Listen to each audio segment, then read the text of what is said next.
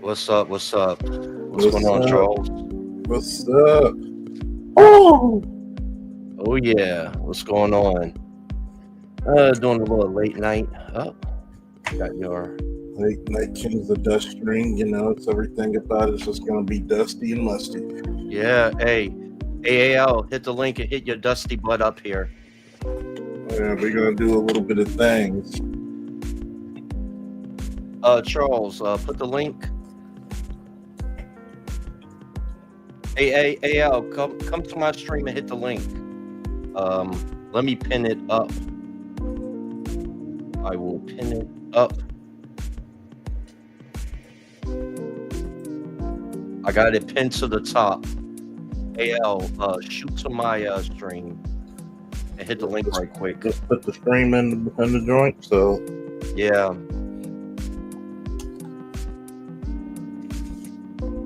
Oh, how you feeling, Lewis? what a long, eventful freaking day, man. We were talking on the phone earlier. Had to save a fucking brother. Hey, what's good, fellas? Say, man, I know when you was trying to get me to hit that stream, but I just hit up Chuck as soon as I seen it, and I was like, man, thank y'all for doing the show. And I'm about to go crazy. I'm like, man, I need some toxic masculinity talk in my life. God damn it, straight up toxic talk. We're not doing toxic masculinity. We're doing dusty masculinity here. Well, dusty, toxic, it don't matter as long as it in the masculinity and they can't take it away from us. That's all that matters. As a matter of fact, today's show is brought to you by Woodford Reserve Whiskey. Me no like whiskey. Me only like brandy. And today's show is by Hennessy VSOP. Hey, I co-signed that one, but that whiskey, oh no. And Newports. And Newports. Well, hey, how you gonna leave Cools and say he smokes Salem's? How you gonna leave them two at the mix? Goddamn it. My bad. Look. Well, I got the LFD, burn. Look, get your favorite liquor, get your favorite smoke, and enjoy You know, The link is in our rooms. If you want to come up to the stream. We just shooting the shit right now. It's late night. It's close to the weekend. I know some of y'all got insomnia. So anything you need to get off your chest, come on up and get it off. and speaking of chess and getting things off, Oh yeah, perfect segue. Oh, Freudian slip. Go ahead, Charles. you know, I've been in this space for 11 years now.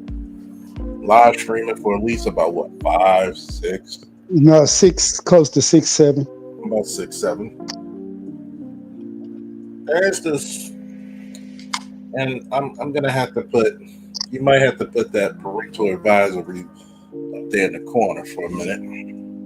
I do not have that. If you No, Chuck. I'm gonna give you forewarning. Don't you do it, because he got the snowman sweater already. God dang it, he's ready. He's ready to help chip in. Don't do it. Keep it PG, please. Just keep it PG. Oh, trust me. What was said? This is not a snow age stream. Oh, okay. Well, go for what you know then. Go for what you know.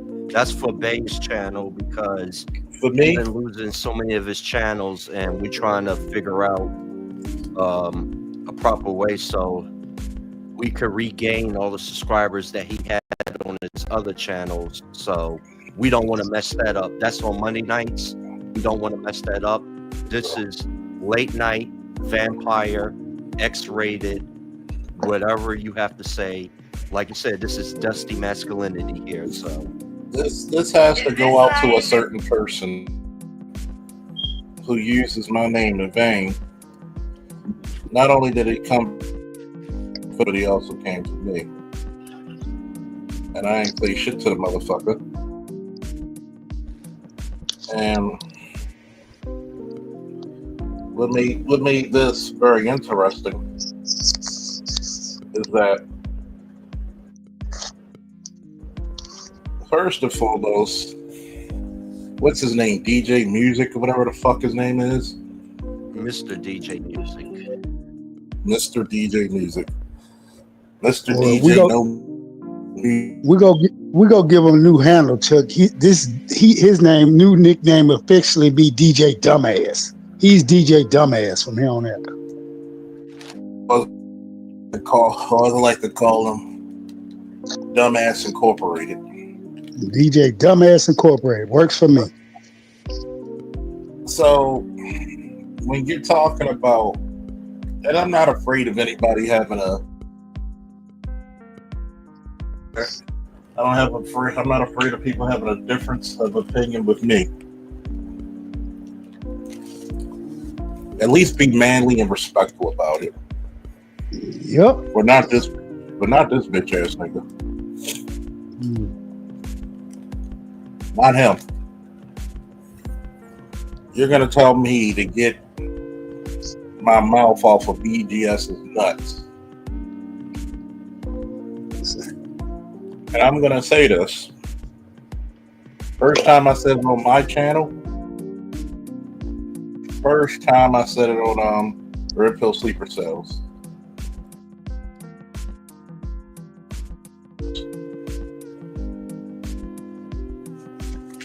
Don't insult me because you can't get the viewership or the subscribers that your donkey ass can't get. It's not my fault. Your content sucks. Okay? You suck as a man. You suck as a human being. Hell, you suck playing softball. It's not my fault. It's not your fault. You didn't do that. It's not your fault. So when you're trying to come to the master teacher and others in this space, come correct. Sucker duck. But yet, you want to try to drag everybody to your perplexual hell, you feminine product. That man called him tampons on the cool. So these are old ass tropes that people used a decade ago to try to get some traction. Yeah, let me talk about this person so we can start a beef. And people would come to my channel. No, create So, original content. That beef so shit, 1.0. though, it's so last decade. So 1.0. Why don't you actually debunk the stuff that we talk about? Oh, I'm sorry, you can't. Why don't you actually bring something to the space or even to your neck of the woods that would actually be beneficial? Oh, but you can't. So, I'm going to say this with greatest sting. Keep my name and my dick out of your mouth. Because I'm going to ask you. We can meet up personally and see where you're going to react to it. Because I live by a code of manhood that says don't say anything you wouldn't say to that person in their face.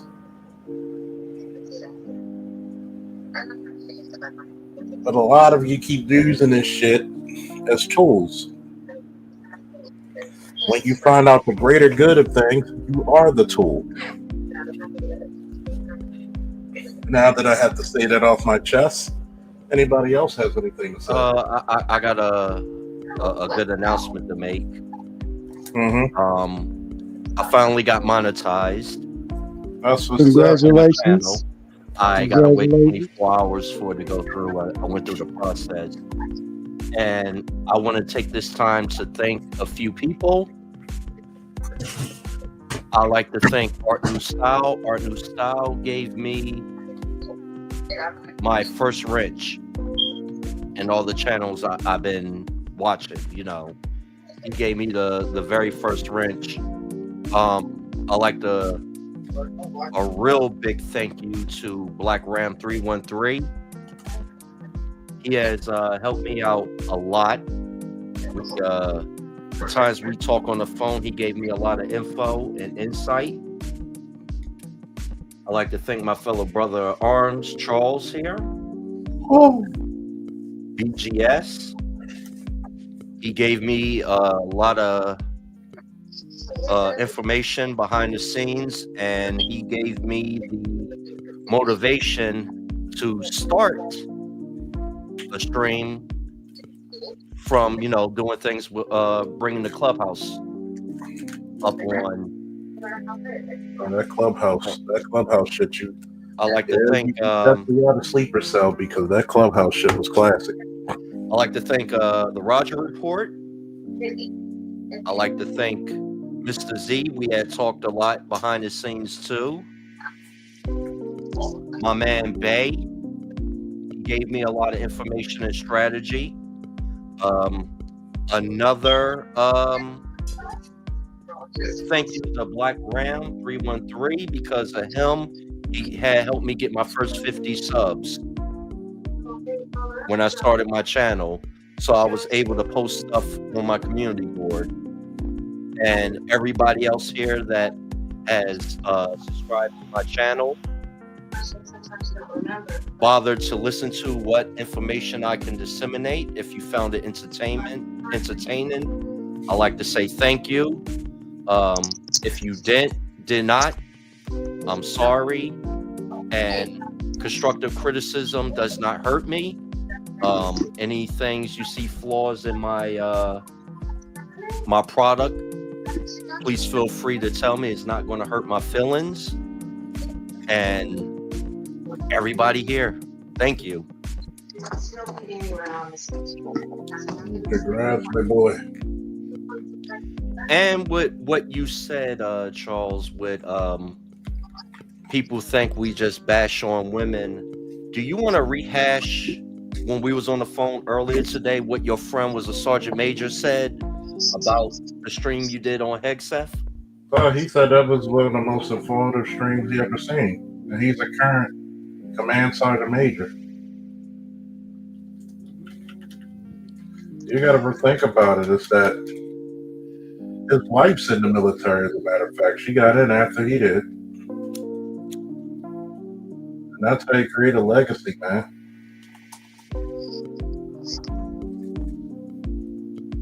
Oh, hold on. And I like to thank Snowman too.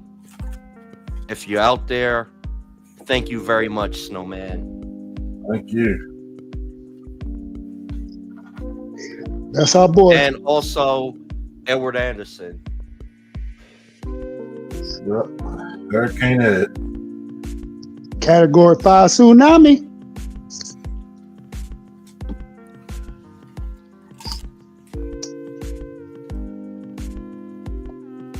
I think that he said about the Higgs stuff, he loved it. He said it was informative.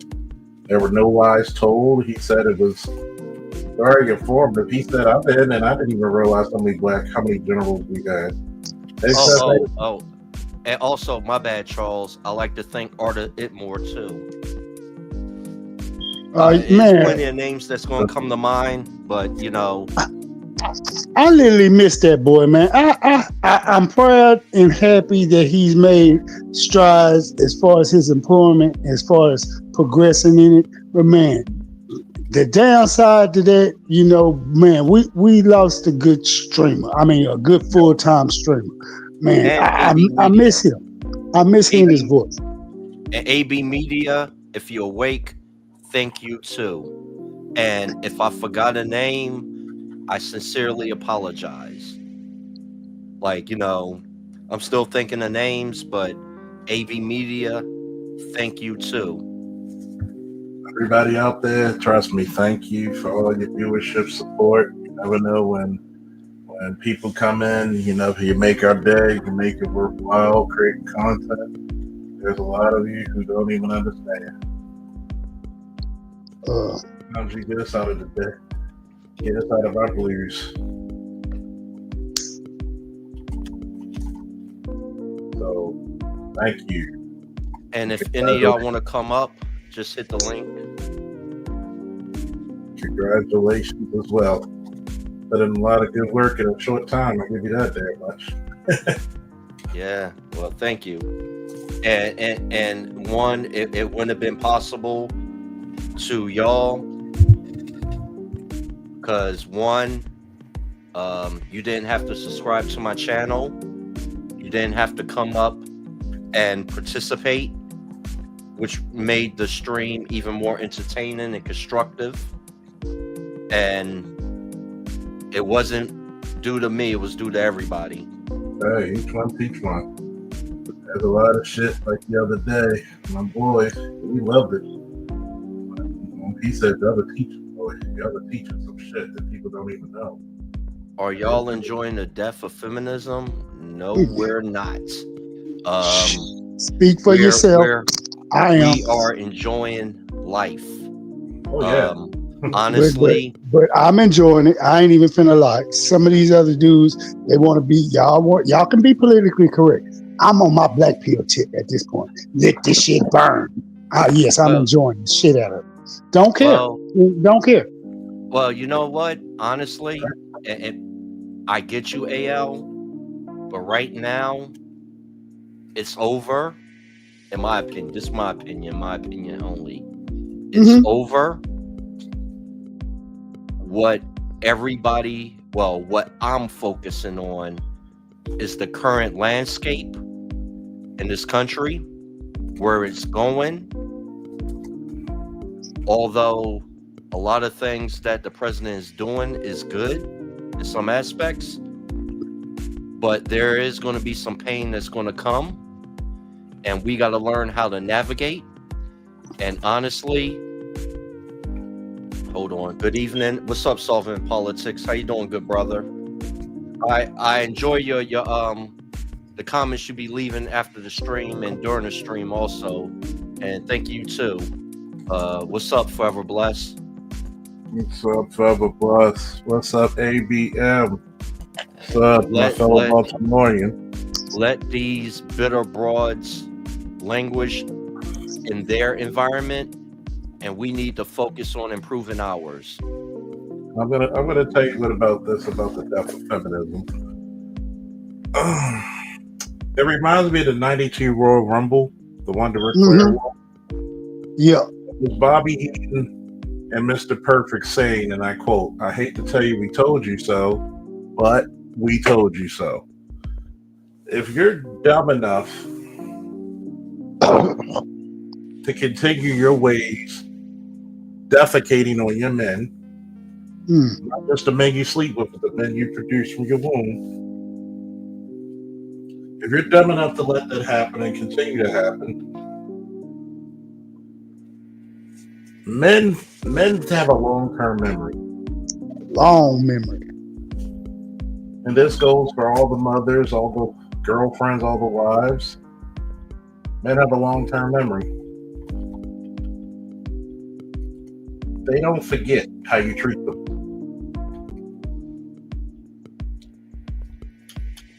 They don't. And what's sad about it is that you've been so ingrained thinking this system was going to last forever that you had no power play. You had no mobile up, mobile upward mobility to judge it completely. You played yourself. You played a bad hand, and you lost. And the sad part about it is, black men were not looking at your downfall. No, they were not. Black Do men were you still trying to save you. you know who's relishing in the downfall? Their Me. so-called ally. Mm-hmm. White women are relishing in it. I, I ain't white woman's ally, but I'm definitely representing. I'm relishing. I don't care. I really don't care. And can't nobody change my mind about it. Just don't care. It is what it is. From my egg donor down to my goddamn only begotten child that our boy raised. And she's a female. Nope, don't I'm, care. If I'm it gonna go, tell you. it go. I'm gonna tell you the crazy part about it. We tried to save you from yourselves constantly, Too many damn times. constantly. But all we got was your ass to kiss.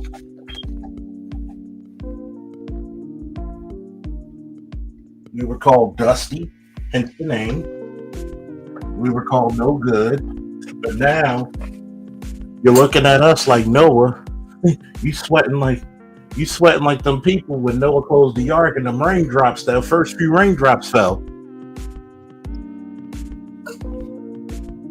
It's called hold your own nuts and ovaries. Well, you see that? What does the title say right there in the screen? One big Big dusty dual string. Yes, sir, it does. You know the best thing about being dusty? You know what it is, Marine? When you out there in that FTX or you out there in that desert, you know you can survive. Yeah. You're built for survival. You get the calm set up. I get the supply tents running. We grab our M4s or whatever the fuck they're using now. Grab our M4s, 210 rounds. Even if we got to go back into traditional riflemen and take a position or either take an offensive, we're uncomfortable, aren't we? Yes. It's, oh, you're not doing your MOS. Why y'all hitting this building? Because you're a rifleman first.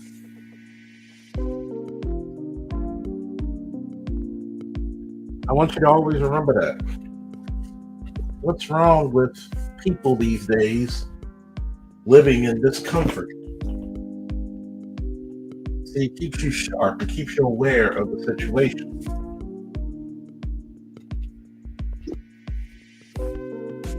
That's the part about it I love about it.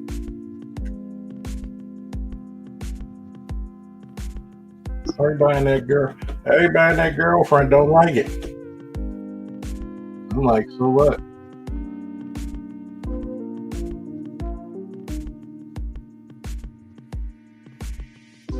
Get used to it. There's a video in the back I want to show you about what I think about this. This is liberalism, and this is a black naval commander, retired. And this is the reason why a lot of this media improperly describes what's being done in the current picture of the military. Wait, hold on one second. I want to show something right quick before I do that. I'm gonna show you some Dusty, some real Dusty.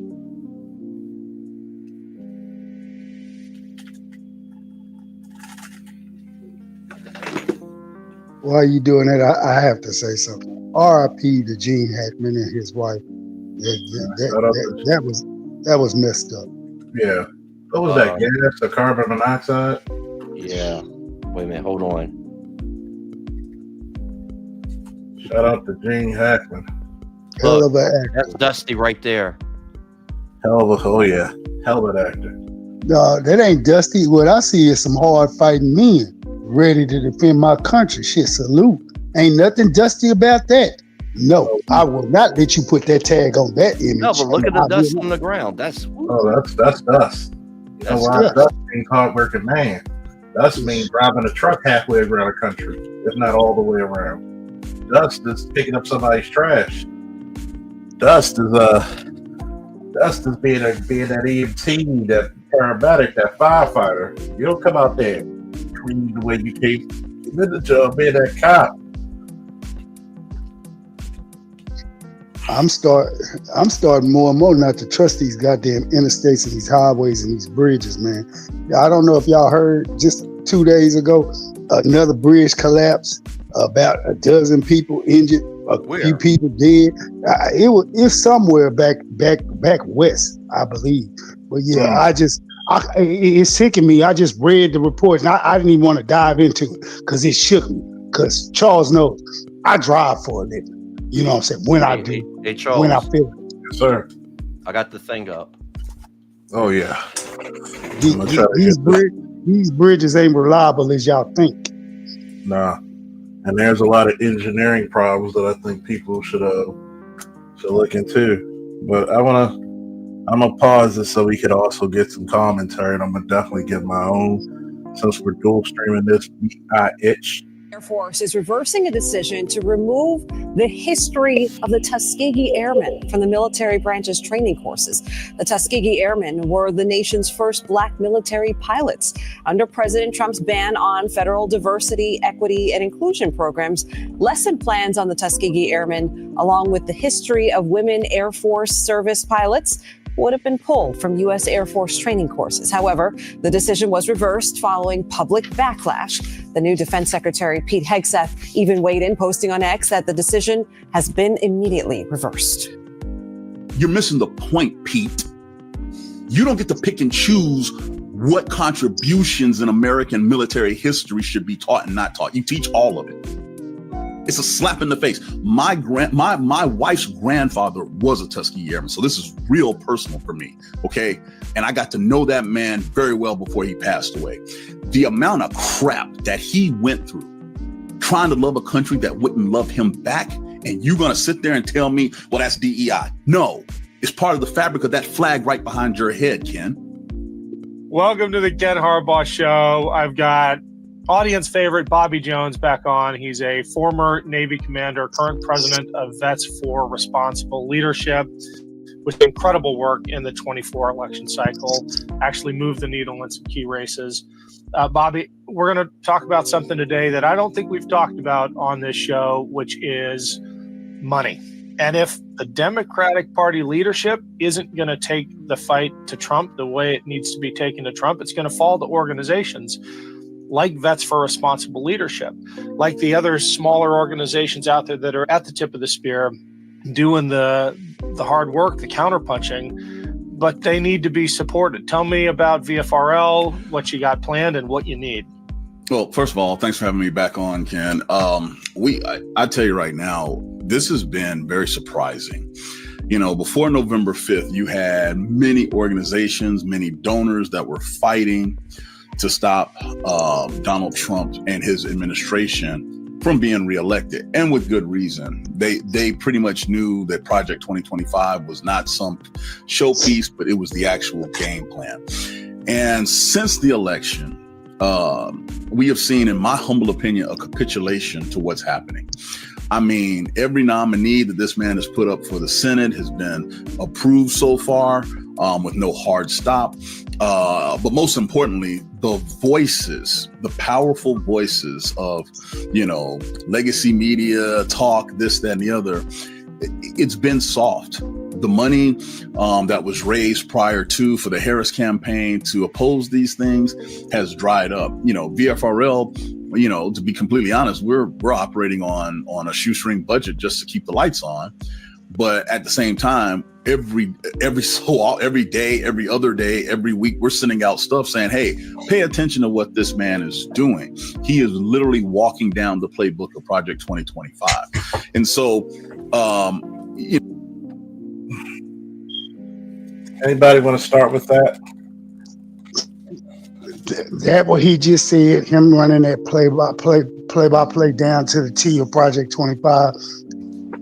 One word put together, two words: bullshit. But I digress. Well, first of all, I'm gonna tell he's a Navy commander, so that's a major. An Army and Marine terms. Y'all can hear me? Mm-hmm. Yeah, what's up? I like thank him for his service. Oh. I know a lot of stuff because of the propaganda that was perpetrated during the election. It got people a lot of paranoid. Mm-hmm. But HEGSEF did not tell them to remove the Tuskegee Airmen. That was overzealous generals, and I guarantee you they're going to be disciplined, most likely removed for some BS like that. And thank you for clarifying. That could have got him hemmed up. JAG officers. That could have got him hemmed up. Because I just read about this. Oh, trust me, I got the JAG officer waiting in the back too. Okay. And I'm going to say this. Number one, all the idiots who don't get it, Trump denounced being part of 2025. Yes, he did. But the media kept saying otherwise and lying to y'all, and y'all wasn't paying attention. Go ahead, Chuck. The reason why your money's drying up is because they utilized a lot of your goddamn what? Your damn money. How do you get $2 billion and misappropriate the funds? What's that small country that's fighting with Russia? That's who they gave it to. Then on top of that, the whole lie about the Tuskegee Airmen was a part of the media lying once again. Mm-hmm. Because a lot of those generals were getting fired because they were doing seditious shit against the president and the Secretary of Defense.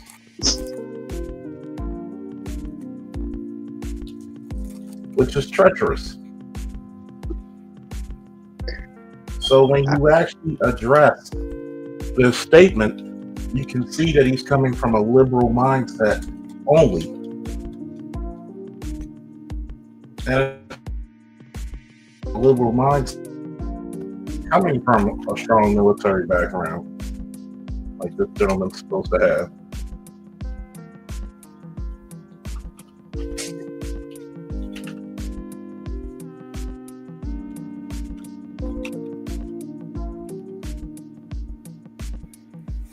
But we're going to continue. It gets even worse, trust me, folks. People who can speak up have not been able to speak up due to the lack of funds. But most importantly, there is a general malaise by our elected leaders to step up and do something about it. Now, when I say that, I'm not talking about everybody. You have the Jasmine Crockett's, the Senator Slotkins, who have been very vocal and are asking, where's the rest of the cavalry? But right now, with the moves that this man has made, he's done two things that jump out. And everybody's focusing on the Department of Defense and this, that, and the other. He is single-handedly ripping apart the oversight apparatus of the federal government. All of the inspector generals that he just fired, which require, by the way, a 30-day notice, gone. Suspending every basic piece of the federal budget by decree. That's ridiculous. That's not even, I don't think, constitutional in many respects. But Pause right quick.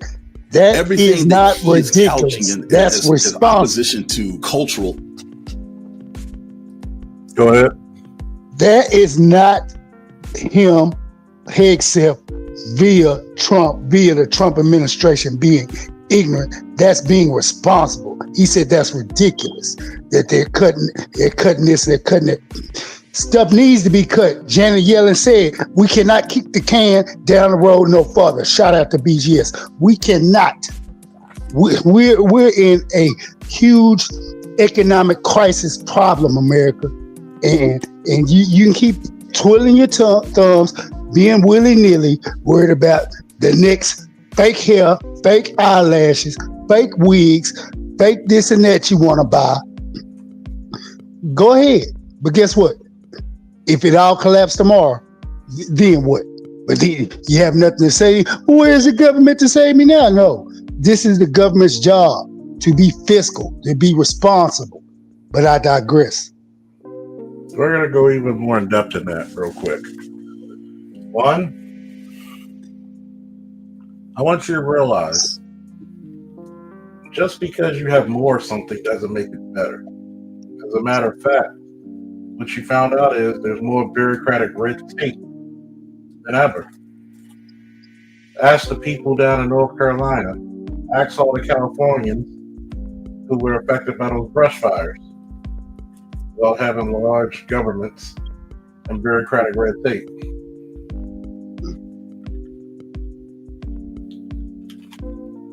Ask them.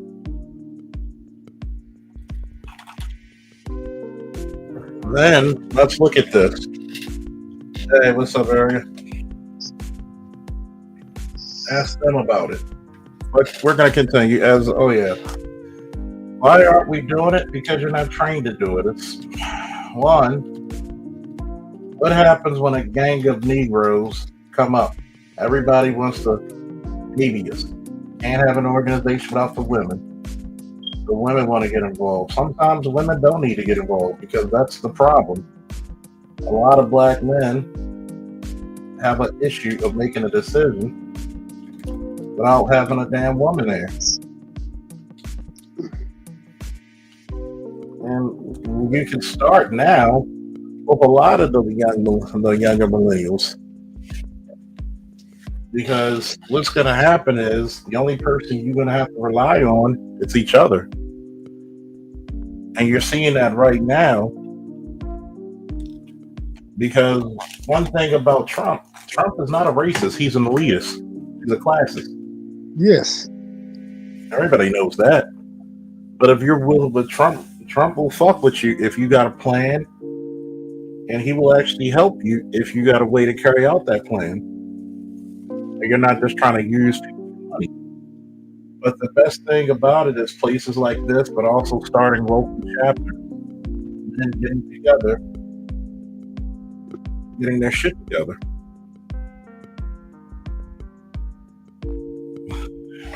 That's one thing. How you do it, you're going to have to do it. You're going to have to take action. Things like DEI and this, that, and the other is happening, and there is no real pushback for this. And this is dangerous. This is real dangerous because if everything continues the way it's going this time next year, you're looking at a completely checklist system of government that is centered around the chief executive, which is not what the founding fathers intended at all. So the lack of money, the lack of funds, the lack of voices against what's happening here in just the first week and a half is terrifying. Those that don't understand why it's terrifying, go read a history book. Look at Germany in 1933. Look at Italy before that. Look at all of these things that are happening that strips oversight and basically checks any type of hard stop against a naked aggression to gain power. So that's where we are right now. Well, The law itself hasn't been a check. It seems like the Charles. Yep. I want to show you something. Hold on.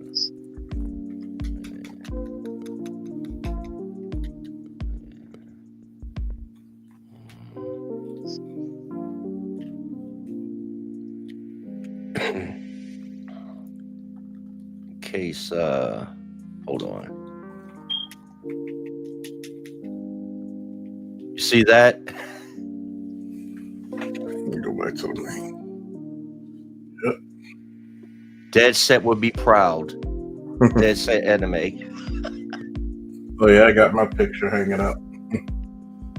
I'm gonna post that picture as well. A lot of people don't understand how proud you gotta be of those pictures. All right, go ahead. Finish playing. Well, I'm gonna say this. Notice he's talking about DEI. Nobody ever tells you how much does DEI actually help black people and black men. Notice that. It doesn't. It doesn't. And it only helps them if they're black and female. So guess what? It doesn't. It's supposed to work for black people, like we're saying. It does P plural plus people. But it's only working for a subset group of us, those females. It's more than just females, people. There are males, black males, but guess what? It does nothing for us. Never has, never will, never did, never will. That's why we're glad. We're glad as black men that it's gone. Because we were last to get hired, first to get fired anyway. And it has always been that way, and it's going to continue to be that way as long as you're under Anglo-Saxon Caucasian rules. Period. Point blank. A lot of these chicks you see yelling on their jobs about not having their way. Guess what? If it wasn't for DEI, they wouldn't be hired, because if you look at the school system, it's 80% female. And it's ran in the mud. Continuing. strategy of the Trump administration, and we war gamed this out time and again, anticipating this kind of thing. Their approach is push through these EOs, these executive orders, fire AGs illegally without 30 days notice, and dare the courts to defy us. And if the courts do stand up and say that's illegal or unconstitutional, we've always got J.D. Vance invoking Jackson's threat to the court when he said the court has rendered its opinion, let them enforce it. Right. There is nothing more lawless than that, than not just defying the law, but defying the Supreme Court when it says you've broken the law. I'm glad you brought that up, Ken, because we are not students of history. This generation of Americans have completely pushed history aside. A lot of that's by design. A lot of that is based on educational policy, because when you know history, you know what happens. What you just said, Andrew Jackson, that led directly to the Trail of Tears. Yes, it did. And one of the biggest genocidal episodes in American history, because the Supreme Court ruled that those native populations in the state that I live in, Georgia, was right. And they said, the hell with it. And so the party of law and order, the party of rules, have thrown that to the wayside in less than a week. 1,600, pardons for a violent insurrection that happened on the steps of the Capitol building. Let me once again say this to people. The only other time that happened was when the British marched on Washington in the War of 1812. There's only 2 times that's happened. And so when you think about this, we allow all of those violent, let's be clear, violent perpetrators, violent insurrectionists, because that's what they were. They're not hostages. They were being held accountable for their actions. And so at VFRL, we talk about character in leadership. We talk about ethics. But he won't say anything about the Democratic Party and some of those people who were held, and saying that, one, say Donald Trump got you to do it. These people were being in prison and put in the hole for 3 to 6 months illegally. But he didn't say anything about, the Democratic Party starting 2 fucking wars. Notice they never say anything that the Democrats have done wrong.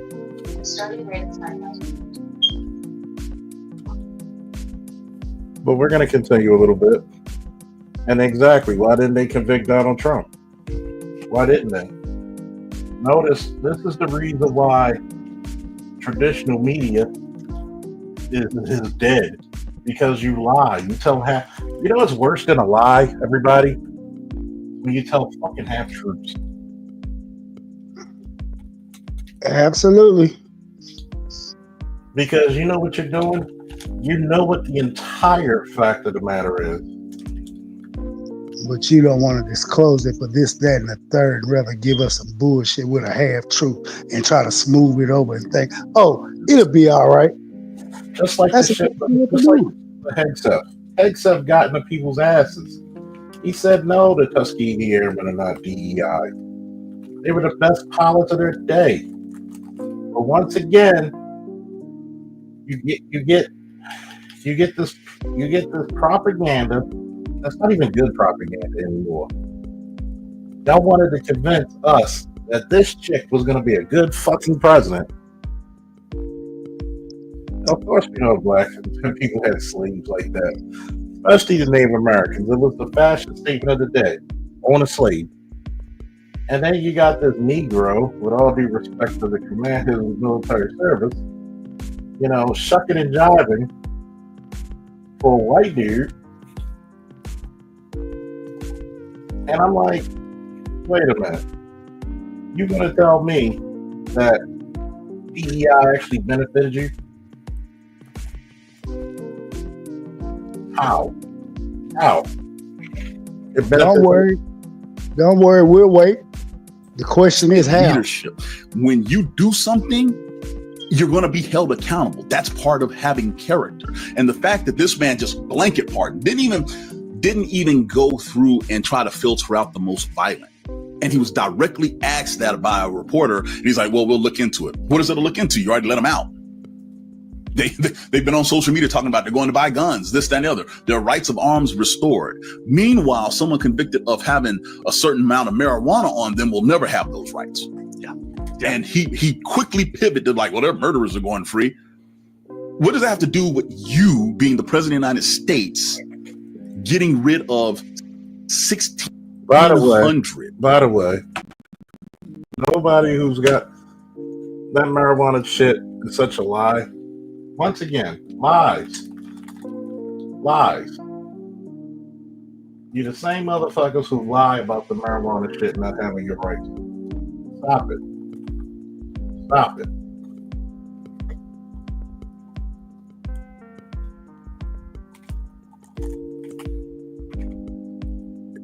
Insurrectionist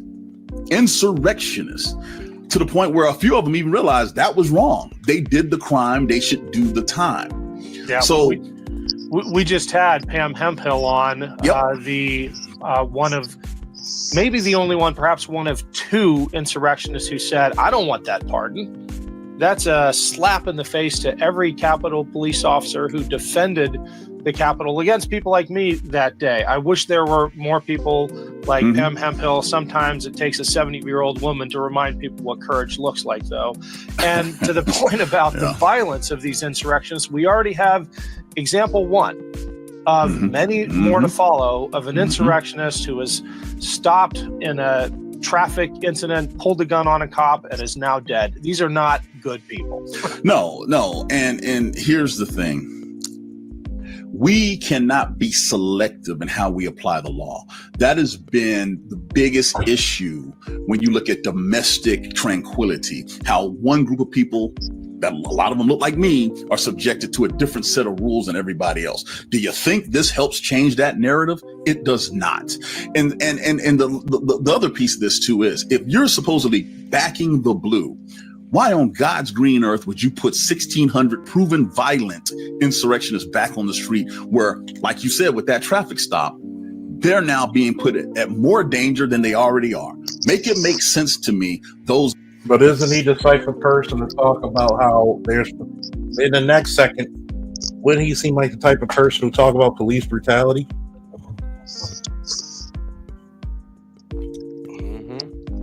No doubt about it. No doubt about it.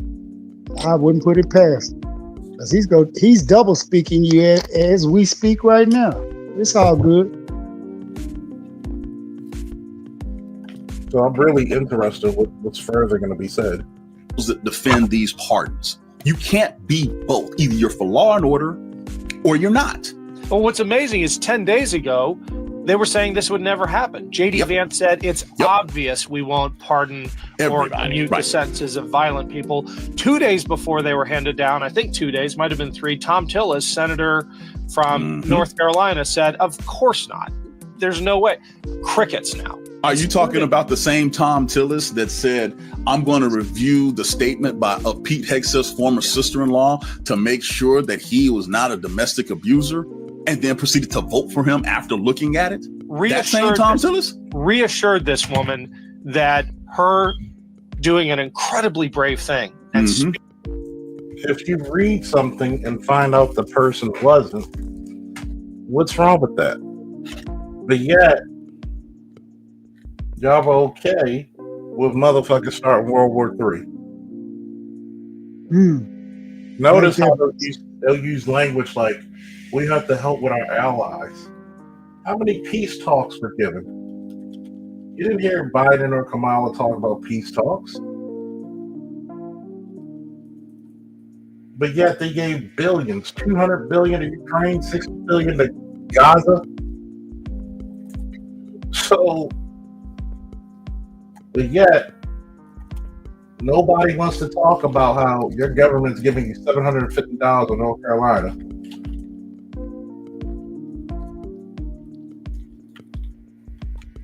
See, the pick and choose is on.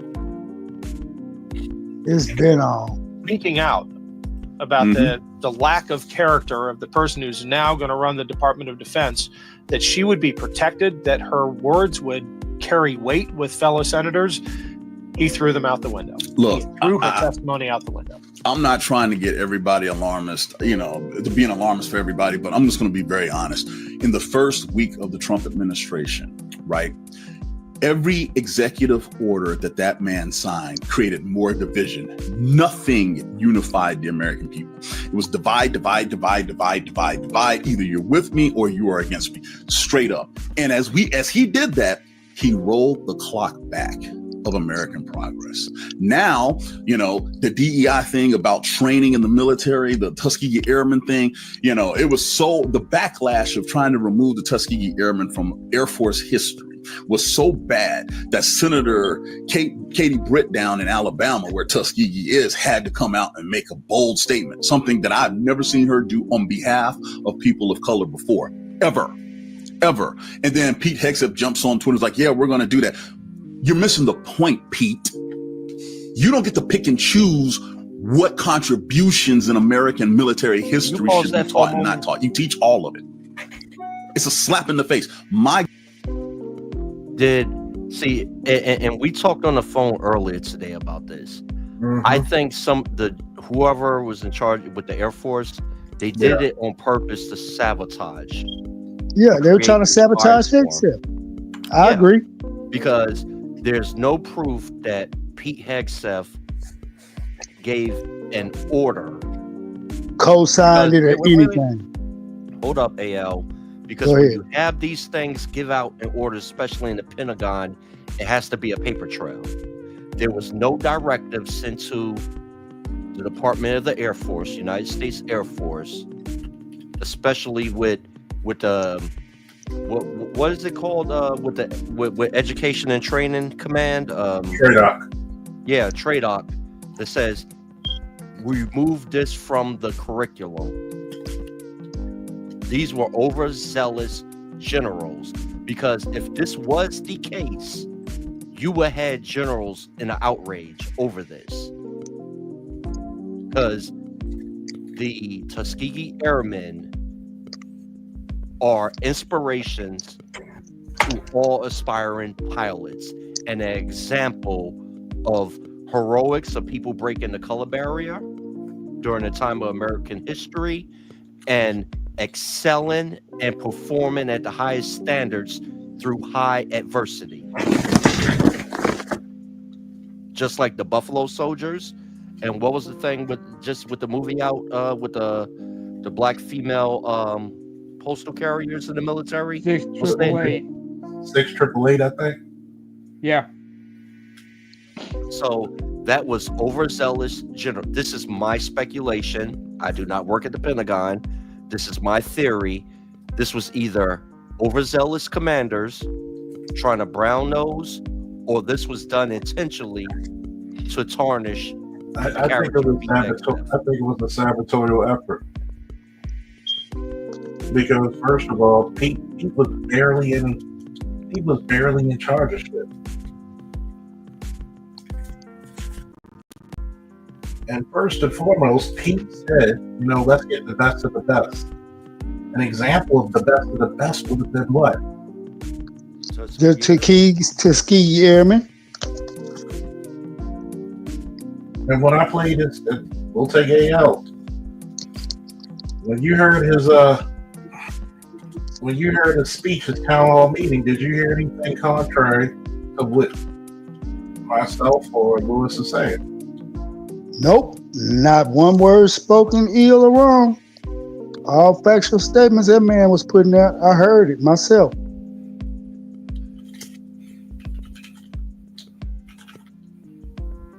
Before y'all continue, as the outsider looking in, the gentleman with the glasses, what does that N stand for on his shirt, on his sweater? Is that for the Navy? He was a Navy commander. Excuse me? He was a Navy commander. Oh, okay. And the gentleman on the left? I'm not sure what branch he was in. Okay, thank you. If he was in a branch, but I'm pretty sure he was. Speaking of the Tuskegee Airmen, or black pilots in general in those days, you'd be surprised how many countries had black pilots serve for them, not just in World War II, but also in World War I. And oftentimes their names would get lost in history.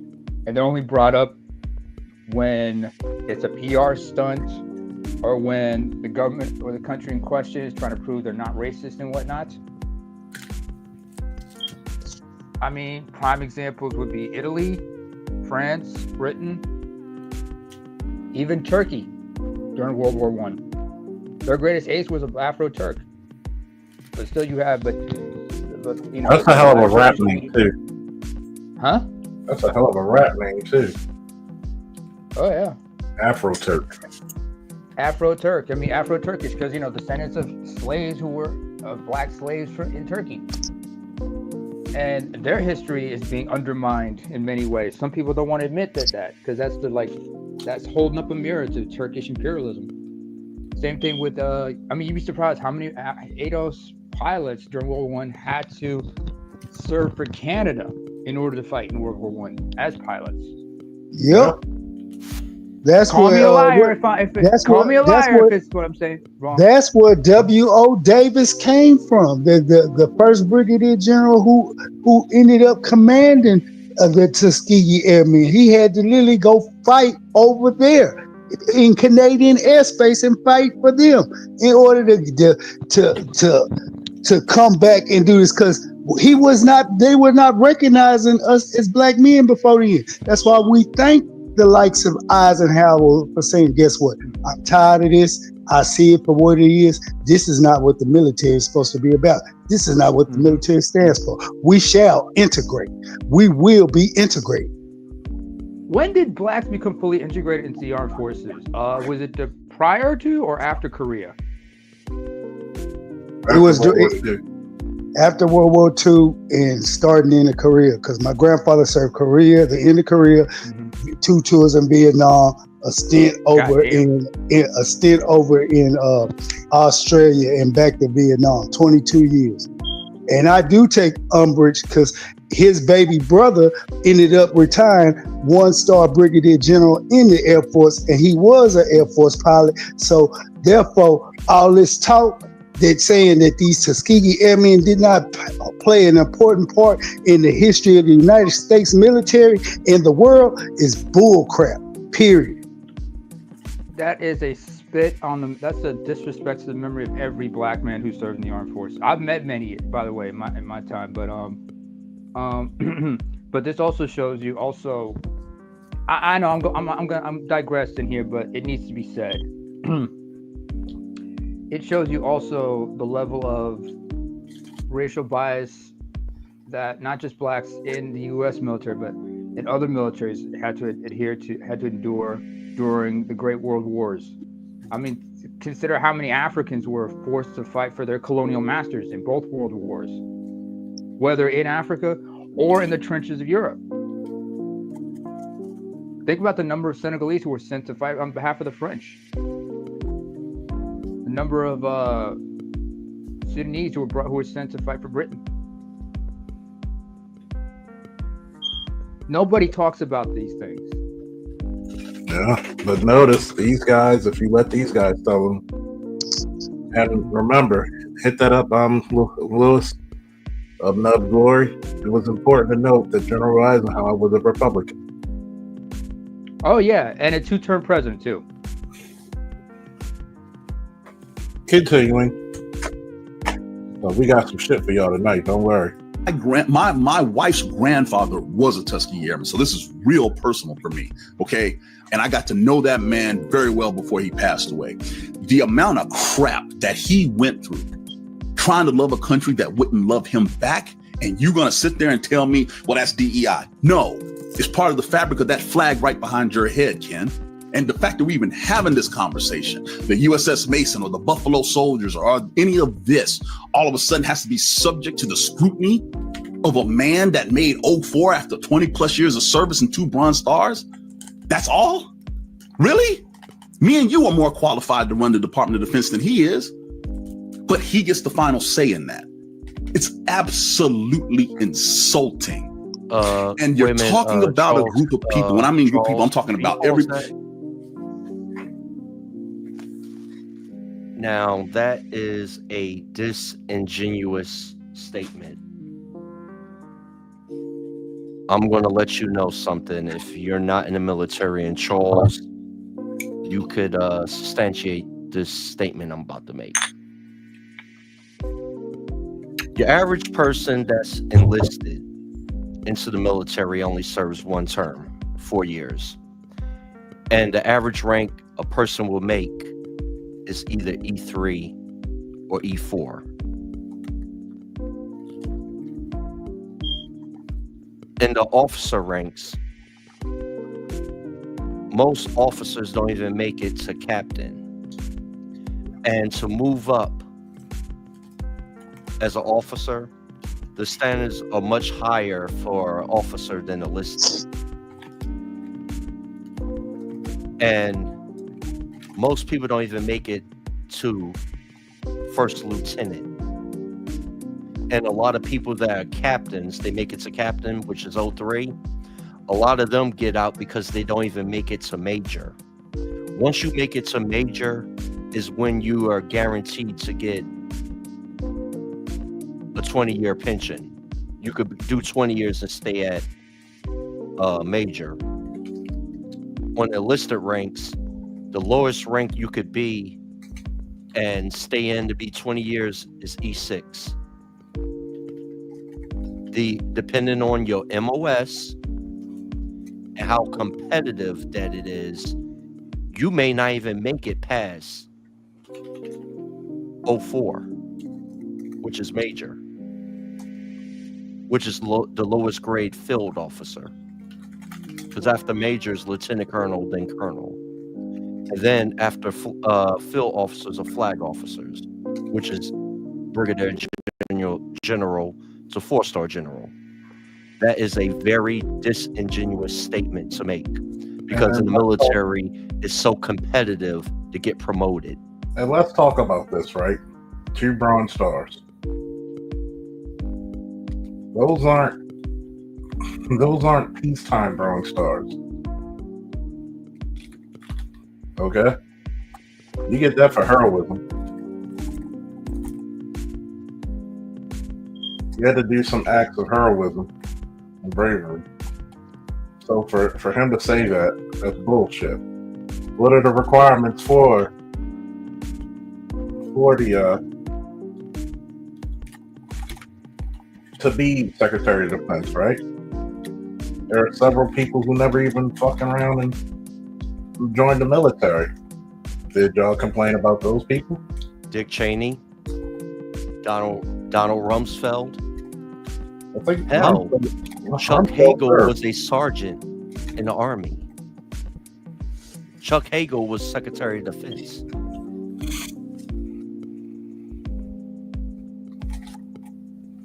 I think Rumsfeld, did he serve? I don't. I'll think look so. it up. I'll look it up. What would y'all do without me? Which begs the question, by the way, Charles. Yeah. When you look at my avatar,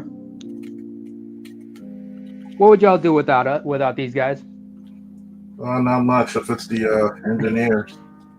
Damn right. Shouts out to my R.I.P. Dad. I miss you, man. Ah, shit. Now y'all got me thinking about my dad. Republican General Dwight Eisenhower. I want you to really think about this. This is a black man saying this shit. A officer black man.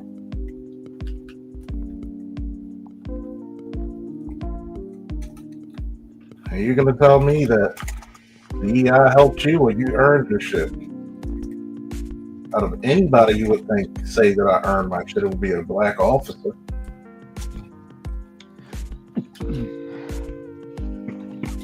Excuse me. But here's the thing I gotta say. Excuse me for stating the obvious.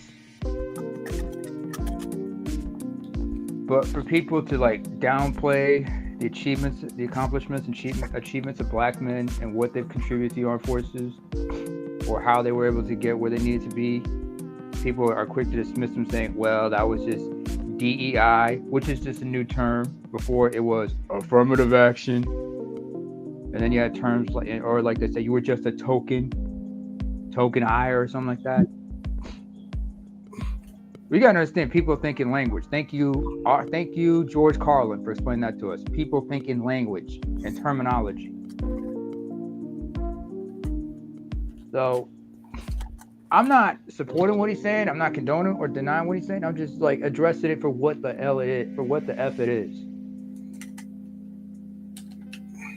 We have to call out the term. We got to call a spade, call out the terms and call out the BS, but also call out when people being intellectually dishonest on both sides.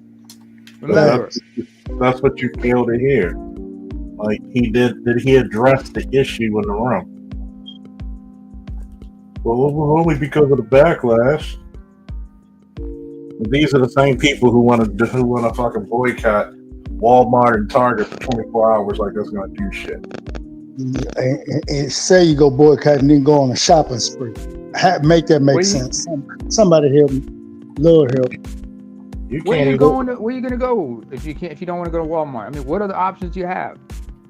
You can't even support your own local markets.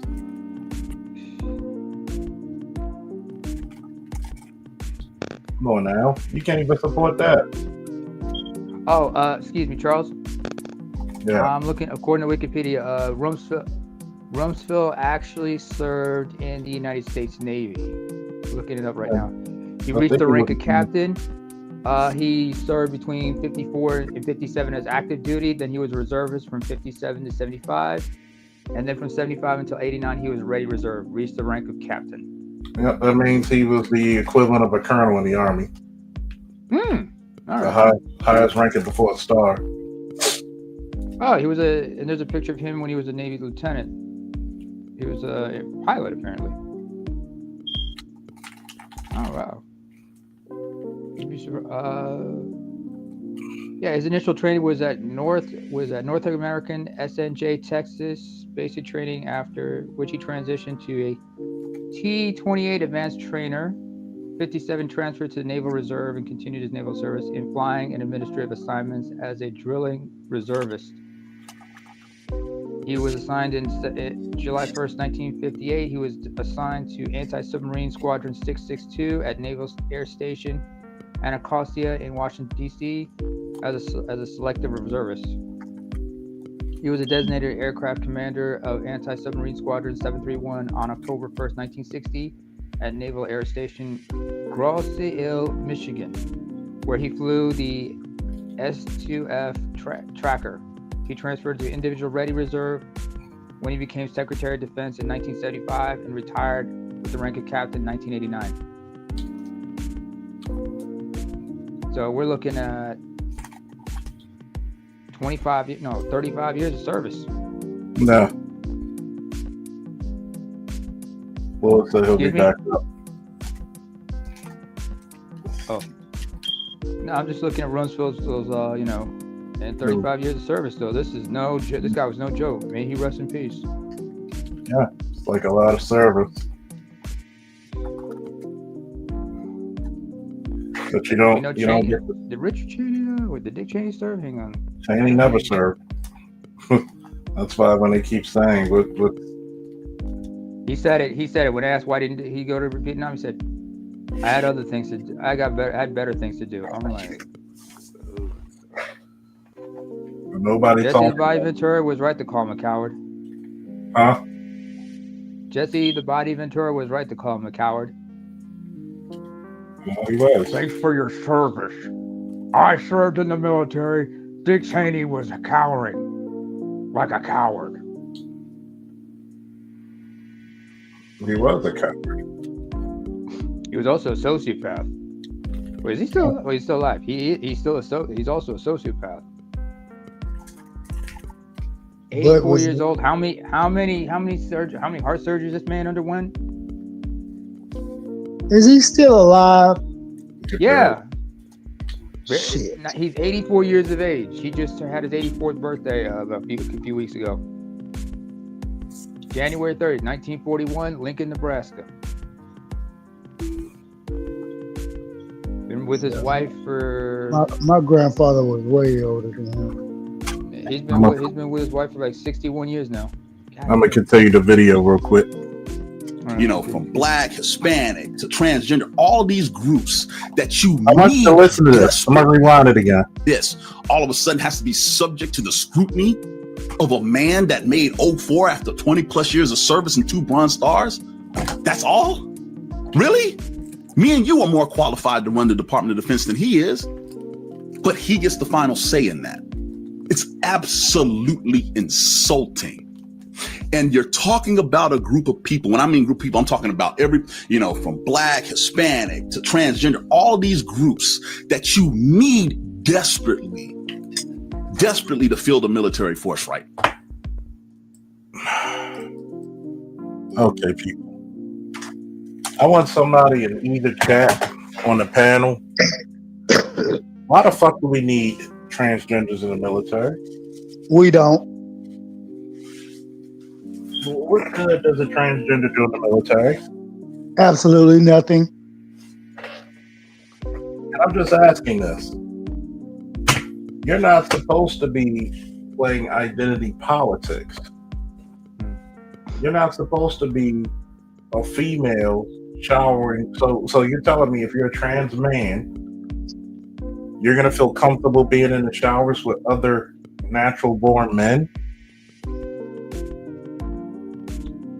How many female soldiers and sailors are going to feel good showering with a natural born a trans woman? I would say none. At the same time, my question is, why not do the transition after you completed your commitment to the armed forces? But that's one of the biggest things. One of the biggest things about it. You had you had a lot of people who were conning, which was another waste of money, getting free transgender surgeries through the military's dollar. Continuing. Yeah. Now, because I hate to break it to you, this whole mentality of all the guys in the military are like John Wayne in the 40s and the movies, that is a bunch of bullshit. That is not the case whatsoever. African Americans serve at a higher goddamn proportion of their population makeup for this country. Same with Latinos. You don't have a military without us. And now you want to sit there and say, yeah, but everything that you went through, yeah, we don't want to talk about that. We don't want to highlight that. Don't give you any hope or motivation to move forward, right? This is ridiculous. Or women in combat roles. My wife's she's a female Navy veteran, an Annapolis graduate too. And the fact that this is even a combat.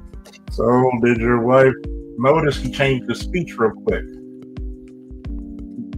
When do you see females in combat roles?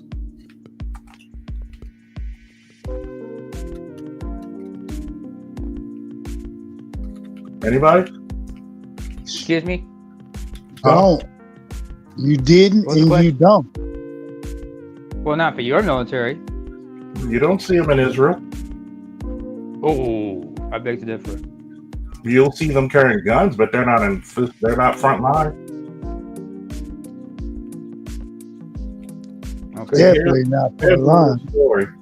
Just because you open it doesn't mean you have it. You get what I'm saying? Just because you what? Just because it's open to it doesn't mean you have it. Show me one picture you see females in the infantry fighting in Israel. Show me. Not in training, combat.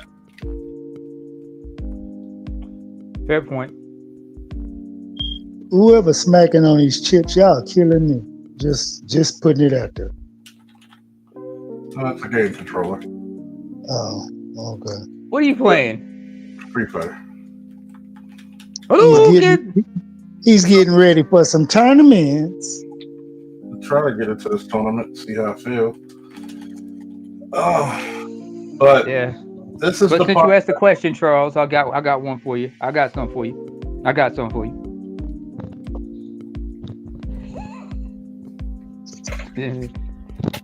But show me where Israel has the women fighting.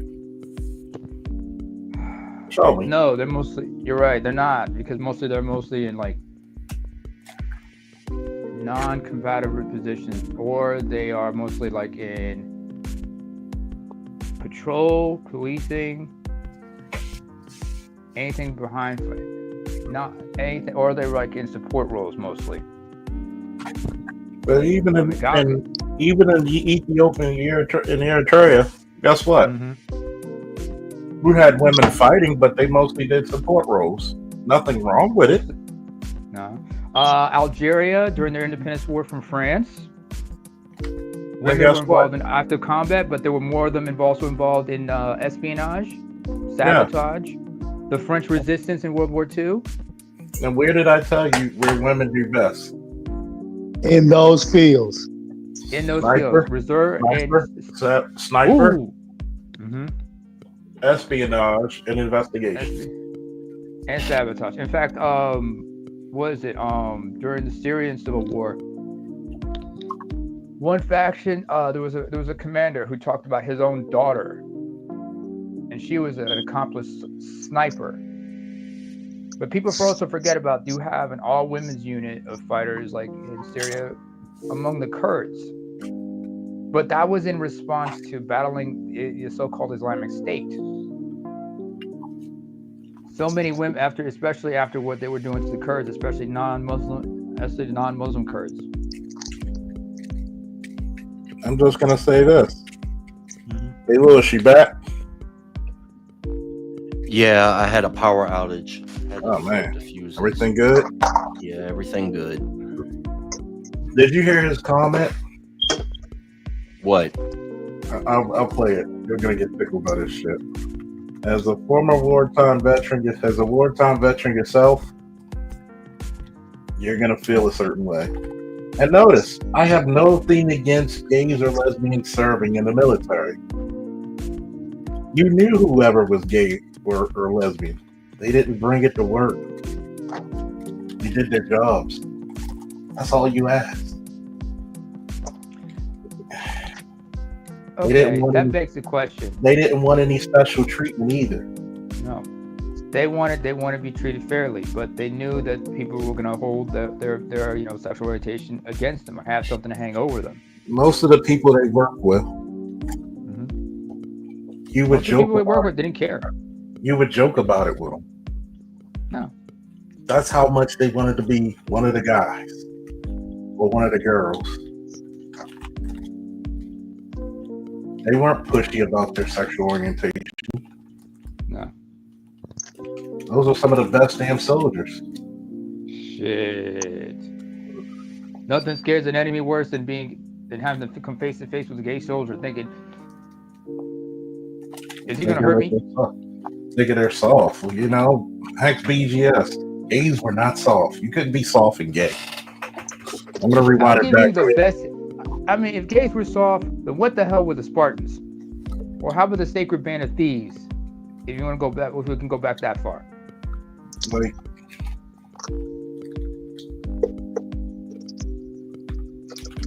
hell, Alexander the Great, and he was a switch hitter. Oh yeah. Ooh.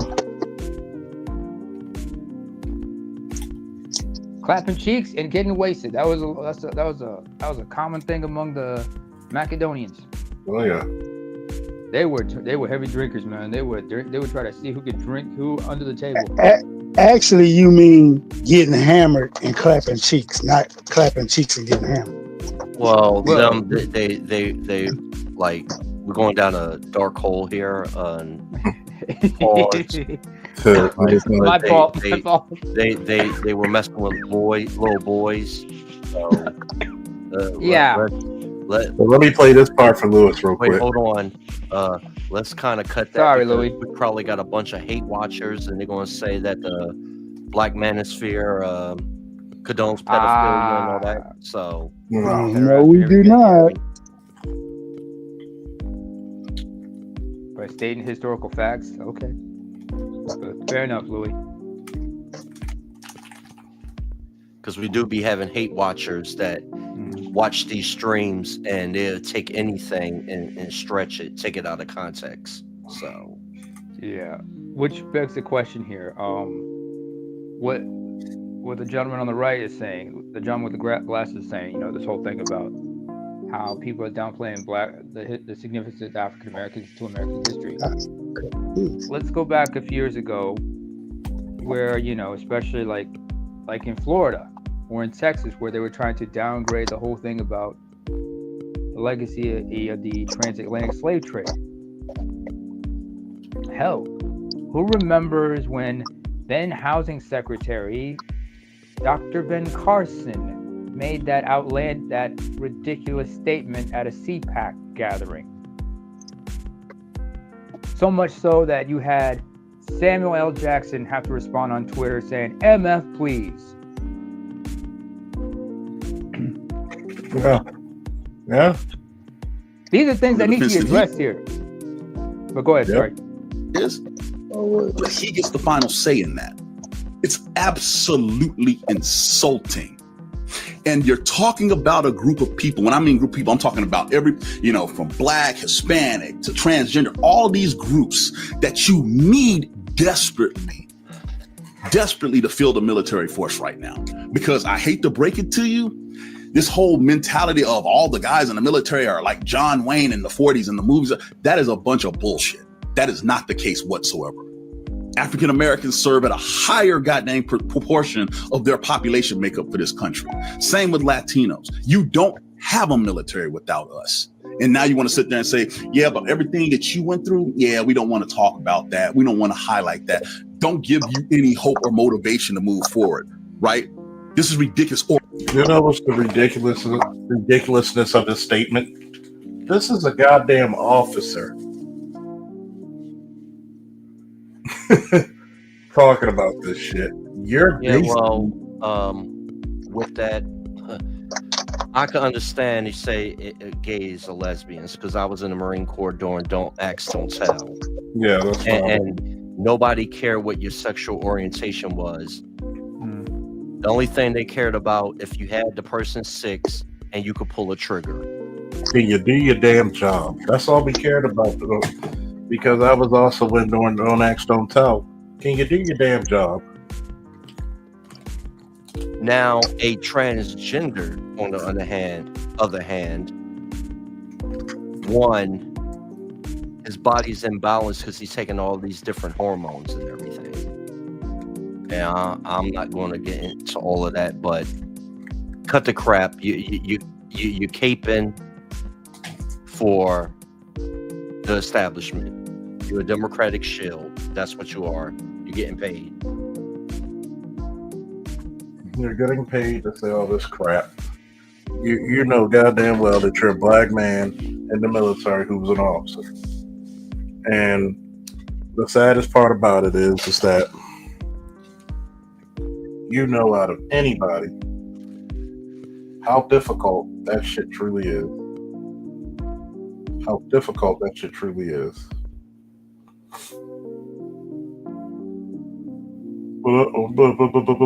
Yeah, you know how difficult it is, bro. I'm really shocked at him. Really shocked at him. And what makes it really troubling on a large scale is that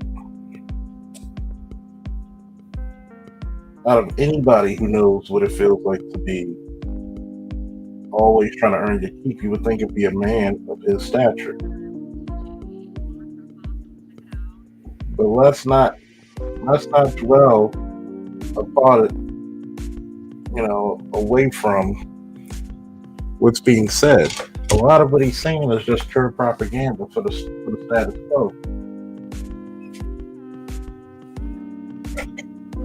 For women in combat roles, my wife's she's a female Navy veteran, an Annapolis graduate too. And the fact that this is even a conversation in 2025, based on the contributions from the Revolutionary War that women have given to Americans and American military, is asinine to me.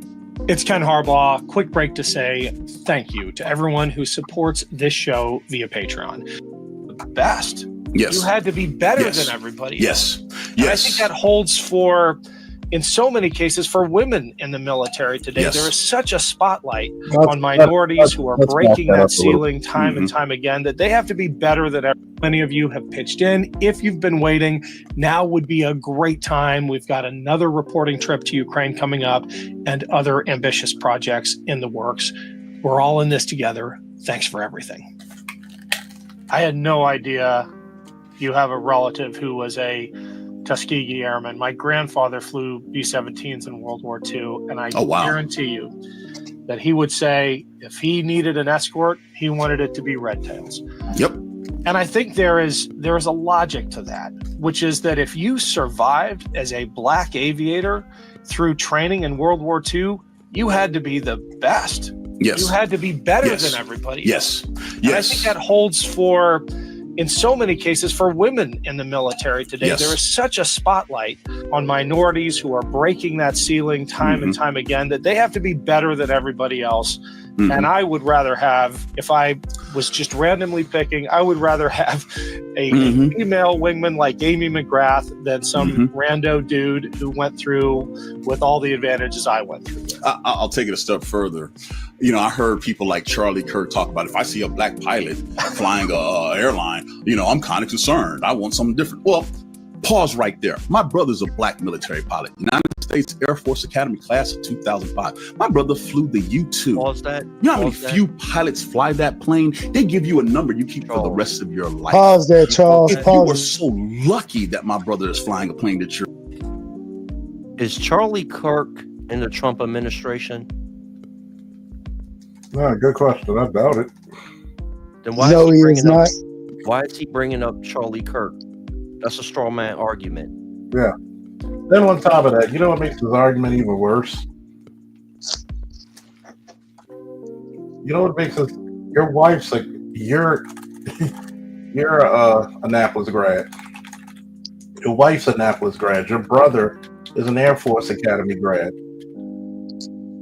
So you don't know what normal everyday black people go through because or you used to and you forgot.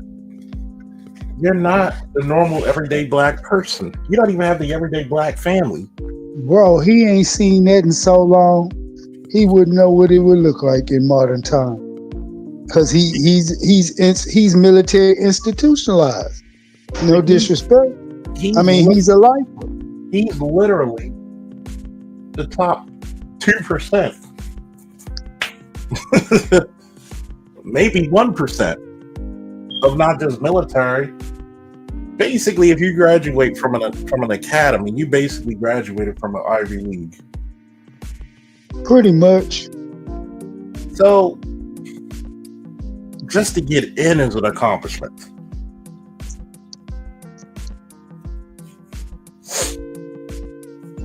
So stop the bullshit. But then you're telling me about big strides that women do. Okay? His wife included. Never bring up the 6888. You never bring up a lot of this stuff. What you want to do is just put women in positions in combat or combat training positions where you can have a lot of control, but you never put these women in actual combat. Well, guess what? Women do excel in the military. They excel as pilots. They talk about spec ops. There's women in spec ops, but they're behind the scenes, like in with satellite surveillance and everything. Yeah, like what are the 3 things that I named that women do well? Oh, sniper. Oh, When I was in boot camp, there were females that held the fucking rifle range record. Yeah, sniper. Investigations and espionage. You put people. Oh, don't forget sabotage. Here's the thing: you put people where they could best succeed. Exactly. You don't put them in positions where they can fail. Think about it. Look, special operations. It's physically demanding. If I'm correct, only 7% of the nation's population joins the military. That means going through boot camp, basic training. You know how many people can't even make it through basic training? 1/2 of 1% of the population protects the country at any given time. And to go to special operations, that's the best of the best.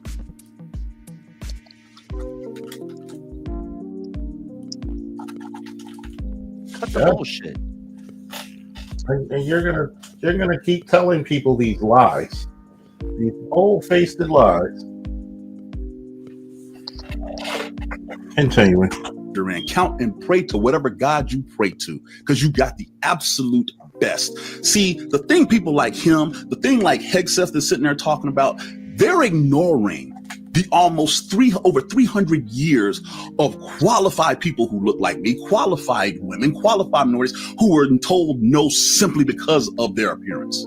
See, we don't talk about that part. DEI, the way they're framing it, has been unqualified white men. At any time did Pete Hegseth say anything about black people or people of color, ADOS? No, FBA, sir, he did not. Join the military. We'll go back into, he said, in spite of.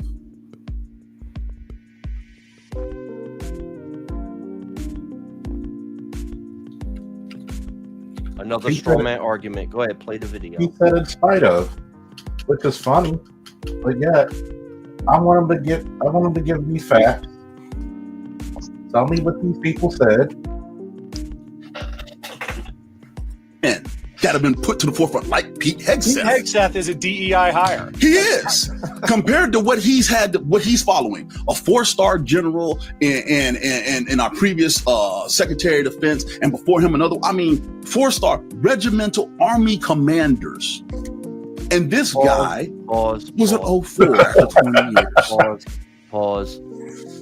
The Secretary of Defense is a political position. Yes, it is. You put that person in a position that coincides with your national, political, and world view. His job is to execute the president's world view militarily. He's basically an international diplomat. He's basically the junior commander in chief. He is the junior commander in chief. He is the military will of the president. And what a lot of people fail to realize is this. You basically have politicians who could tell, at one point, telling guys like Lewis and myself to go to war who never joined the military. I want you to think about that.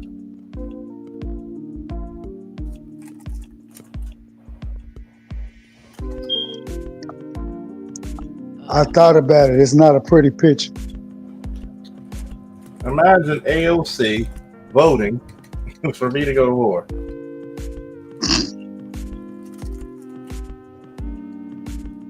Just like a lot of people got misconstrued, just like if you are watching right now and you did not listen to Charles' magnificent stream on PXF, let me give you a little education. 4-star general is a political position. When they put in for the Joint Chiefs of Staff, that is also a political position. It's not about merit. You're putting the highest ranking general that will assist the Secretary of Defense, which is also a political position. And also members of the Chiefs of Staff, the leader of the Army, the Admiral of the Navy, the Commandant of the Marine Corps, the General of the Space Force, the head of the Coast Guard, the head of National Guard. Did I miss anybody? National Guard, Army, Space Force, Air Force, all that. The president nominates all of those positions so they could execute the president's agenda through all the branches. That's why they got to go through congressional review.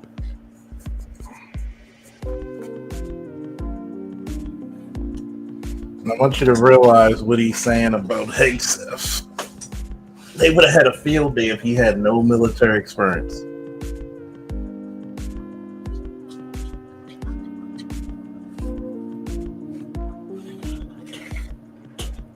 Which tells me there's some failure to promote somewhere. If you know anything about the military, those of us that are in, we know. 20 plus years, just an 04? What's wrong? Now we give you the keys to the Pentagon. Forget your personal failings. Forget the adultery. Forget the freaking drunken and the sexual assault claims. Forget the running 2 different organizations into the ground financially. We're going to give you a multi-billion-dollar goddamn budget, as well as the most powerful weapons in the world, with the most trained, capable military in the world, made up by every piece of tapestry the American public has, and tell you need to run it. Even though you said women shouldn't be here, even though you said any contributions by minorities shouldn't be talked about. How are you a unifier? The deal he seems to have made with the Senate Republican caucus is, if you give me the Department of Defense, I'll stop drinking. Yes. I don't think that should be. That's not how that works. That should not be the bar. the carrot and the stick. Oh, if you give me the job, I'll stop doing it. You had how many years before? But most importantly, here's the thing. The most trusted institution America has been its military, right? And the argument I heard is the military has been politicized. Not really, but it has been now. If you are transgender in the military, right? What the fucking military has never been politicized? See, disingenuous motherfuckers. Hey, I'm about to put something up right quick. All right. All right.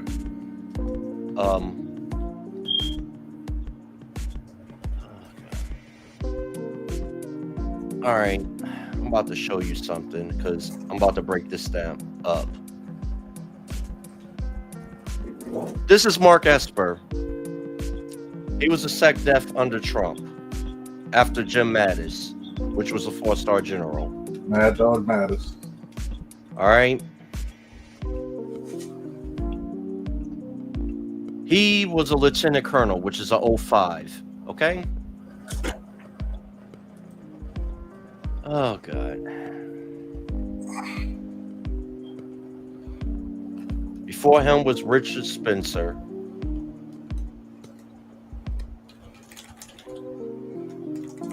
He was a captain in the United States Marine Corps.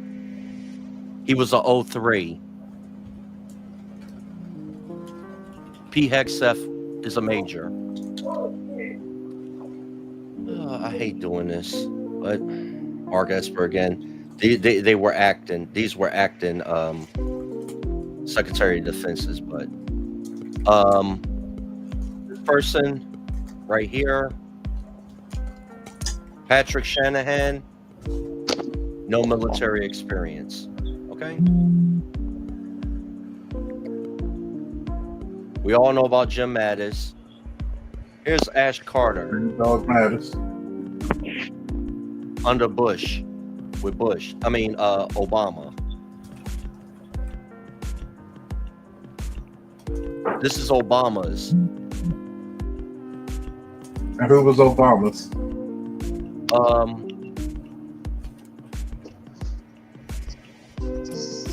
No military experience.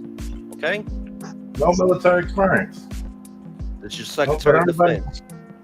All right? Who was his Secretary of Defense again? Obama. Ash Carter. Look. Oh, and yeah. Chuck Trash. Hagel. Look, no, Chuck Hagel. Look at this. Chuck Hagel. He was a sergeant in the Army. He was Secretary of Defense under Barack Obama. Also. He was an E5.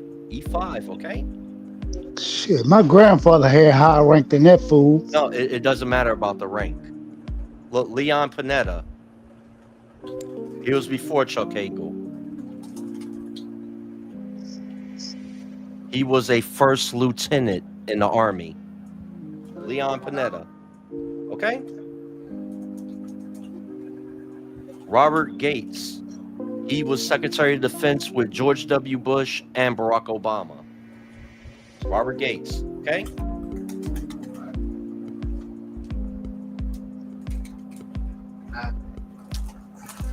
He was a first lieutenant in the Air Force. Okay? Old Donald Rumsfeld. Old Rummy. No Rummy. What was it, Cap? He was a captain I mentioned earlier. In the He was a Navy. captain in the Navy. By the way, Louis, look up Dick Cheney, and then look up a guy named John Tower. Oh, you talking about Big Dick Cheney? Yeah, we know Yeah. Dick Cheney, but he didn't. No. But serve. yeah, I know, but there's a reason. You go down to where he was where it says where it talks about him as Secretary of Defense. He did not serve. Yeah, I know. Just go down because it says he was confirmed after they failed to confirm another man, John Tower, who served in the United States Navy. Okay. Reached the rank of Master Chief Petty Officer. So what I want to know is why he didn't get the position and Cheney did. That's crazy.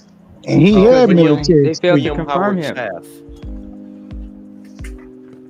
No military service. Oh wow. On those days, how many people served him? Frank Carlucci under Ronald Reagan. Go down. He was a lieutenant in the Navy, Mamma which is mia. a 02. No, 03.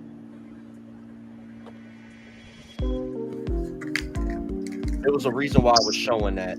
You could put add yours back to stage. No, it was Carlucci with a C or Carlucci with a K? a C.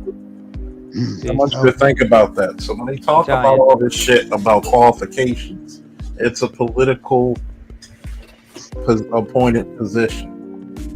Yep. So that's bullshit what they're saying. What are you supposed to do here? What are you supposed to think? If you are being told, hey, black guy, the stuff that's been done before, no one cares. It's not important. It's DEI. Never mind, your great grandfather serving food on a ship and then having to don a flak jacket and a freaking hard hat and go man a gun in the Battle of Atlantic or World War II, whatever. Your contributions aren't as cool or as important. You know what I'm saying? Why do we have to teach this? Because when you have a movie like Flag of Our Fathers by Clint Eastwood and you don't see not one person of color on the beaches of Iwo Jima, even though they were there pulling people and saving lives, that's why you teach it. And then come back to segregation after stopping imperialism and stopping fascism. Loving a country that still to this day, many will argue, does not love us back. That's why you teach it. To motivate people to move forward, not try to reverse the clock. Are you kidding me? Women are taking technical majors in colleges at a 2-to-1 ratio to guys, but you don't want them in your military. Who's going to operate your nuclear subs? Who's going to operate those high-tech radar systems? Notice he didn't say they were actually passing the classes. Women do horrible in these subject matters, man. And plus, if you're in a submarine, you're underwater, high pressured, and when you you only could be down there so much time, and your body got to decompress. Men's bones are more denser than women. Yeah.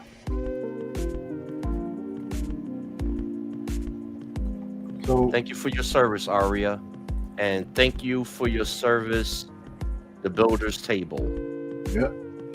I want you to think about this. Not one time did I put down women, but you're not going to sell this fantasy that women are these kick-ass, they're doing the same thing as Navy SEALs. Guess what?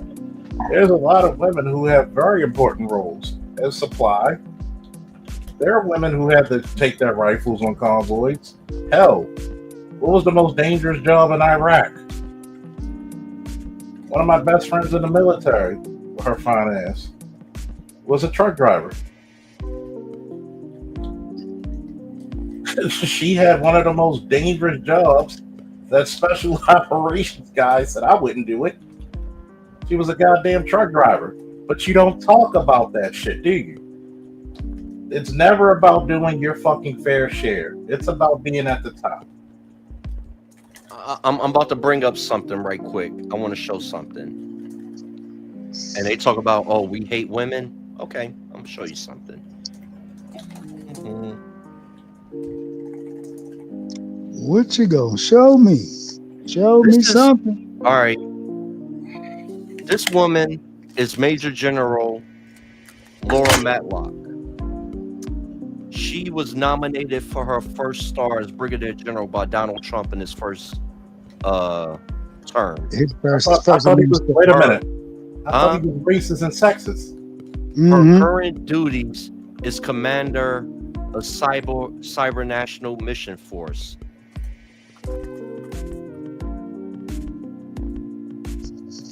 Okay?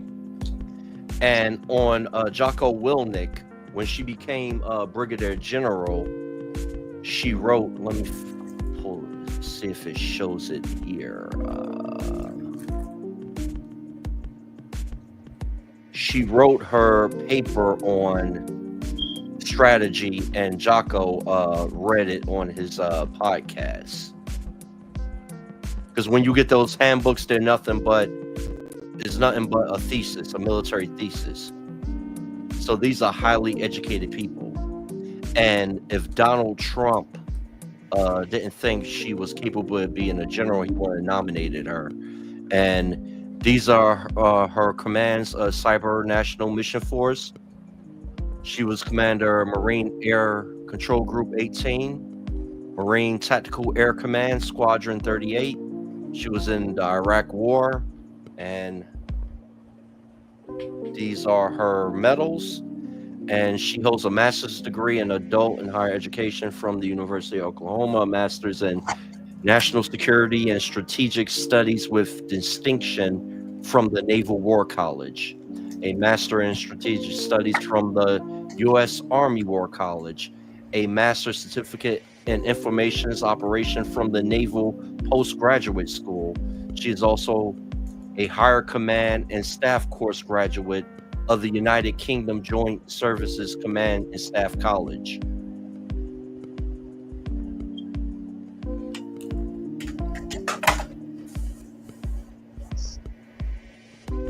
That sounds pretty kick-ass to me. But why don't they promote her? Blow a picture up again one more time, if you don't mind. Why don't they promote her? Why don't they put her out there?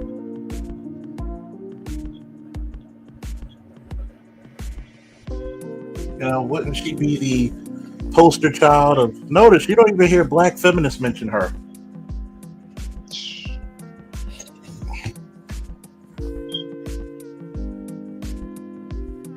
Well, I tell you this much, she got her daddy's speeches. And how old is she?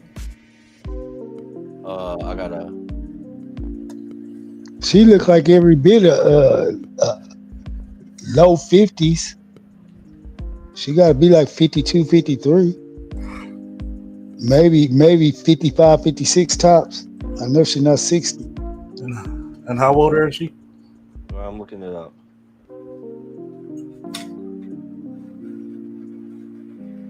She is 55.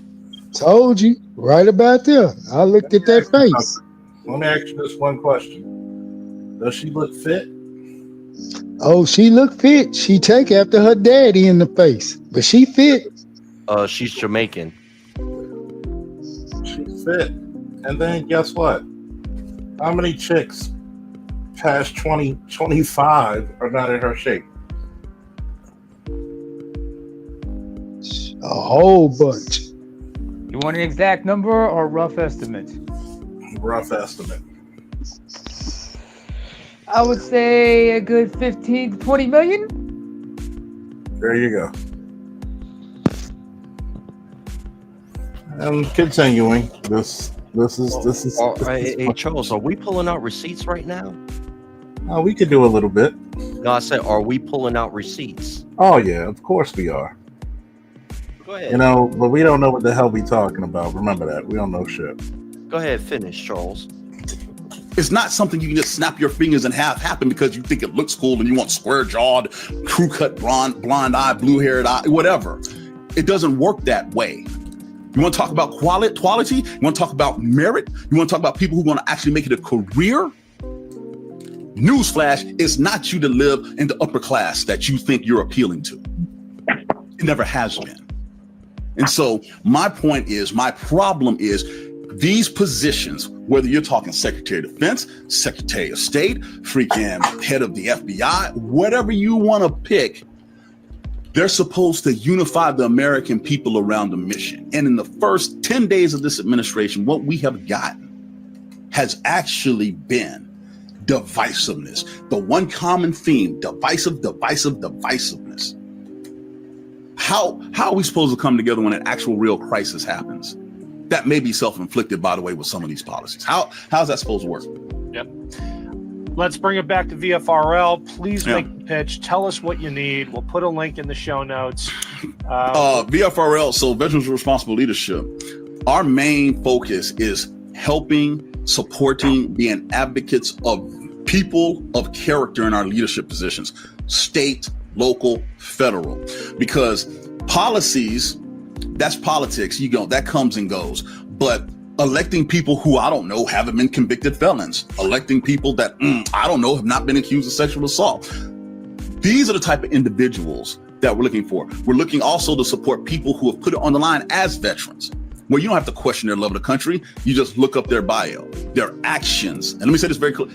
actions show that they love this country. So we're supporting people like Mikey Sherrill in New Jersey, who's going to run for governor, and Spanberger, Representative Spanberger, who's going to run for governor.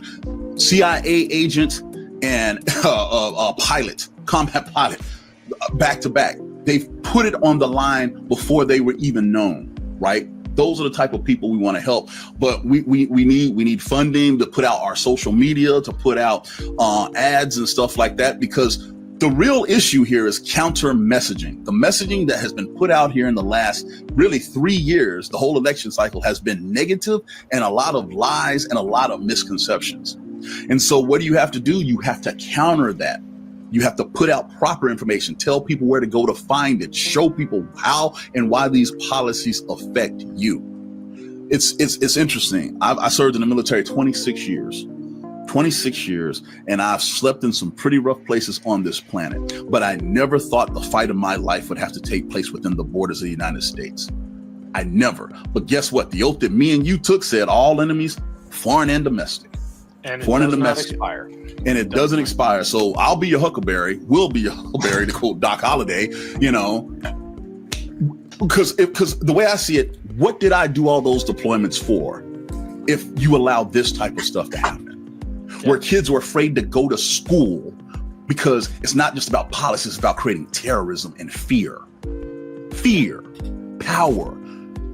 Since when is that the American way? We fight when we have to, we protect always, but we are not the ones that are supposed to inspire fear. We're supposed to inspire greatness. Yep. And right now, there is nothing great with what's happening in America so far. Last thing, you got a new podcast. Tell us about. Yeah. I'm not even gonna spoil the name of it. It's great, but tell us about it. The podcast is on Valor Media Network, and it's called the G-Dunk Show. So it's me. It's me and the founder of VRFRL, Dan Barkoff. So Dan and I are classmates out of the Naval Academy, and he went and became a Navy SEAL, badass, and then he got bored and became a trauma surgeon in an emergency room in New England. Why? I don't know, because he was bored. I went and did surface warfare and became a commanding officer of a Riverine squadron. But between the both of us, we traveled the entire world. We've seen the best of humanity, the worst of humanity. But we come from two totally different backgrounds. He's a Mainer that was raised out in the woods and stuff like that. I'm from right outside of I'm south side of Atlanta, Georgia, completely different cultures. And we basically come together every week and discuss things that we're seeing, try to educate people on what especially military stuff is happening. We talk a little sports. We talk a little about any and everything. And we try to highlight the commonality of America today and America yesteryear. So going forward, the first thing people want to do is look and see where we can connect with one another instead of ripping ourselves apart. Because I'm telling you now, Ken, it's tiring. It gets old just being divided all the time. I'm tired, man. I mean, come on. This is ridiculous. We're so much better than this. We are, so and I honestly believe, and I'm going to maintain this till the day I die, that the main problem in America today is communication. It's information. Mm-hmm. It's not character. There are good people. I agree. I'm going to bring this down now. You can take that down. Yeah. I want to show something. Now, doesn't that sound divisive what he was talking about? Yeah. That person? That's Lieutenant General Roberta L. Shea, Fleet Marine Forces Atlantic Marine Forces Command, Marine Forces Northern Command. Current general of that.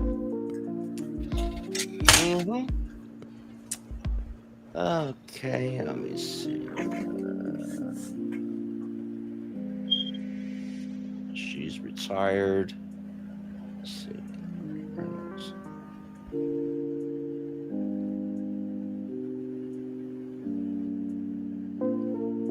I was trying to get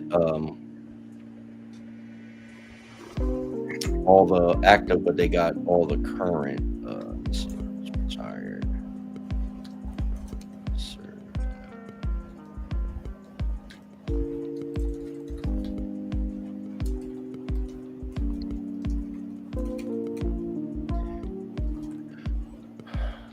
woman, Commander General, U.S. Army Cyber Command.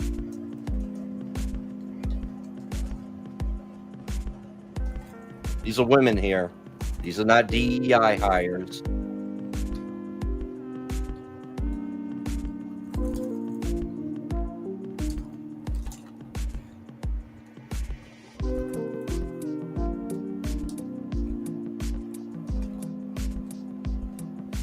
Let's just look at that.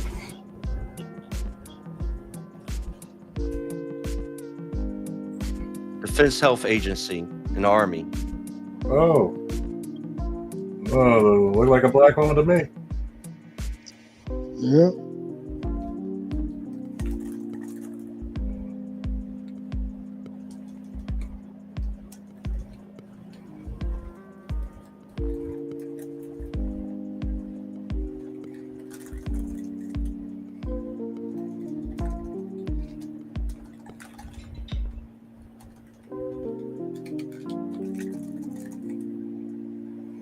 But you let them tell it. You're a victim.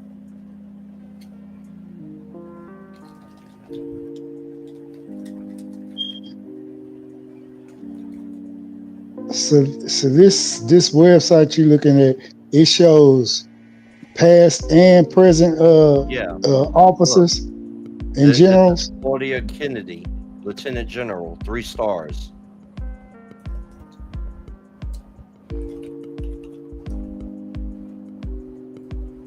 So, and there's a large list of women.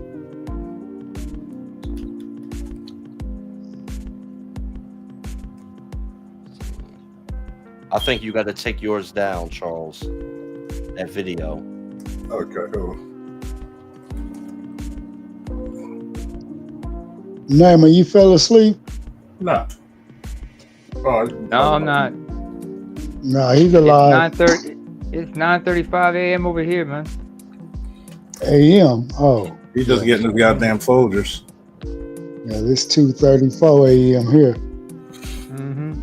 He's just getting his goddamn Folgers, that's all. Just stretch. And that's why a lot of the stuff they talk about is such a politicizing. Well, I bet you all the people he talked about were Democrats. Most of them. Well, we're trying to get them for governor. He even mentioned a few.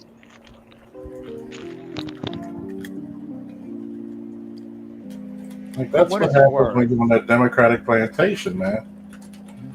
For what it's worth, Charles, regardless of what your one's political leanings are, shouldn't politicians on both sides be scrutinized, even cabinet positions and everything? I mean, they should. Mm-hmm. I have no problem with both sides being scrutinized. What I have a problem with is when you think that one is holier than the other, and you obviously seen mass corruption with the side, and you say nothing about it. Exactly. I think if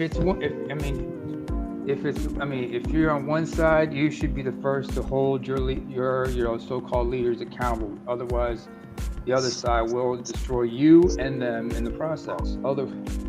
That's why my leader cannot do any wrong in my eyes nonsense is detrimental. But then again, everybody's seeing things through shit-tinted glasses. Not rose-tinted, but shit-tinted glasses. And when you talk about he got a problem with head stuff, nigga, aren't you the same rank? You're saying that you're more qualified. How so?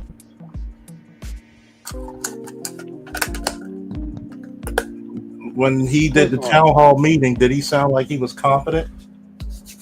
Oh, can I read this right quick? From LAPD SWAT. Got a text from Black BW family to boycott Target this weekend via National Action Network. Trash it. As you should. What does that do for you? Louis, can you explain that to me? The whole thing with Target? What's the deal? Oh, because they got rid of their DEI and black people are up in arms, so they want to boycott not spending money at Target.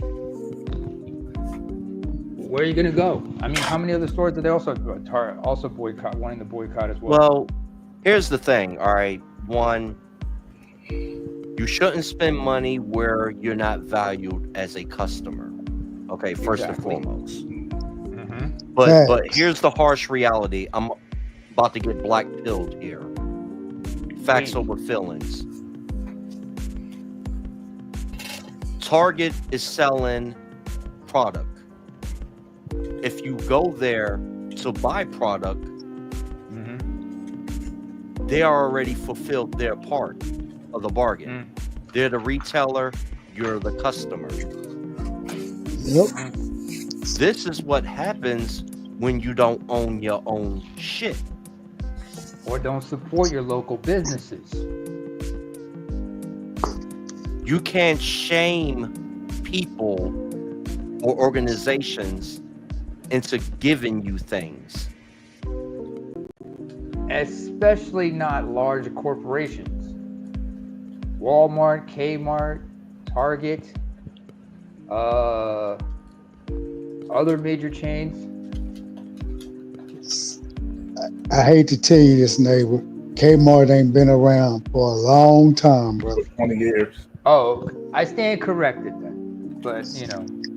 I was like, did I hear Kmart come out his mouth? But hey, you did bring up a flash from the past. Now you good? No, like hell. There's no more Montgomery Wards. What do y'all know about Montgomery Wards? Montgomery Wards was a large major chain that rivaled Sears. No Montgomery Wards. J.C. Penney's is damn near going down the drain. They still afloat, but barely. J.C. Penney at one time they were like, who remembers the clothing line Tap Out? Yeah. Tap Out after Charles Wright, aka Charles was his name, Mask. After he died, the rest of the members just sold their stock, and it was owned by some type of brand management company. But WWE has 50% of shares, because I remember back in 2016 they became like the official apparel for the WWE, Tap Out. Who else remember? And they were being sold on J.C. Penney exclusive. Yeah. But it's interesting you brought up, you know, J.C. Penney, you know, and other groups. Who remembers the supermarket chain Safeway, if they're still around? They're still around. Yeah, they're only on the West Coast now because they started on the West Coast, made their way damn near all the way through the South, Midwest, and then before you know it, they were strong through the 50s, 60s, and 70s. But by the time the 80s came, they had to cut back. My grandfather used to pull rival loads for them and sub loads for them. Safeway is still good in Baltimore. Oh, they're still holding on up east. I didn't know if they were still up east, but I know they had to migrate back west because they lost all their service in Texas. They strong here, boy. But that I shows. I grew up on Safeway though. I ain't gonna lie. When I was living in the kingdom, in the East Coast, they had a couple of Safeways. But they were like a co-venture with a local brand, and that was in competition with another supermarket chain that's still big in the kingdom. Although they had to rebrand later. So that's how I know mostly Safeways. Hell, who remembers like in the movie Demolition Man when they talked about Taco Bell being the only franchise to survive the franchise wars? Yep. Which was crazy.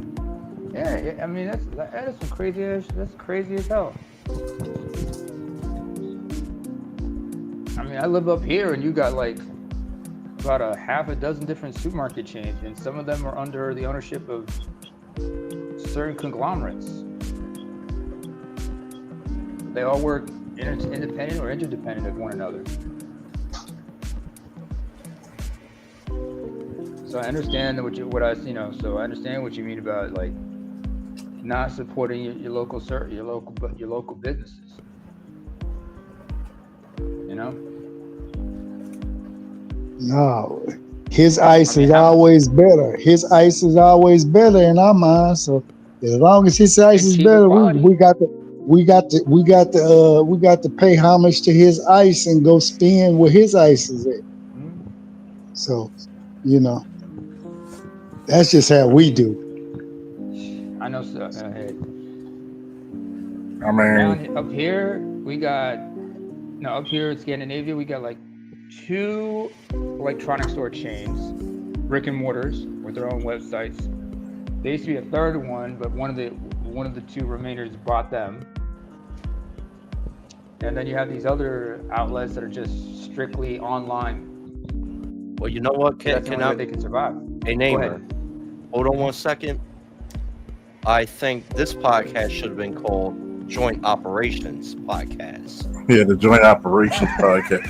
Oh, that's tough right there. That is so tough. Joint Operations. The war room is returned. Trademark it. You guys better We're gonna trademark have that. to trademark that one. We're gonna have to trademark that shit. You know that, right? Yeah. This is gonna be funny. A leatherneck and what do they call a soldier and a leatherneck? Joint Operations Podcast. Goddamn.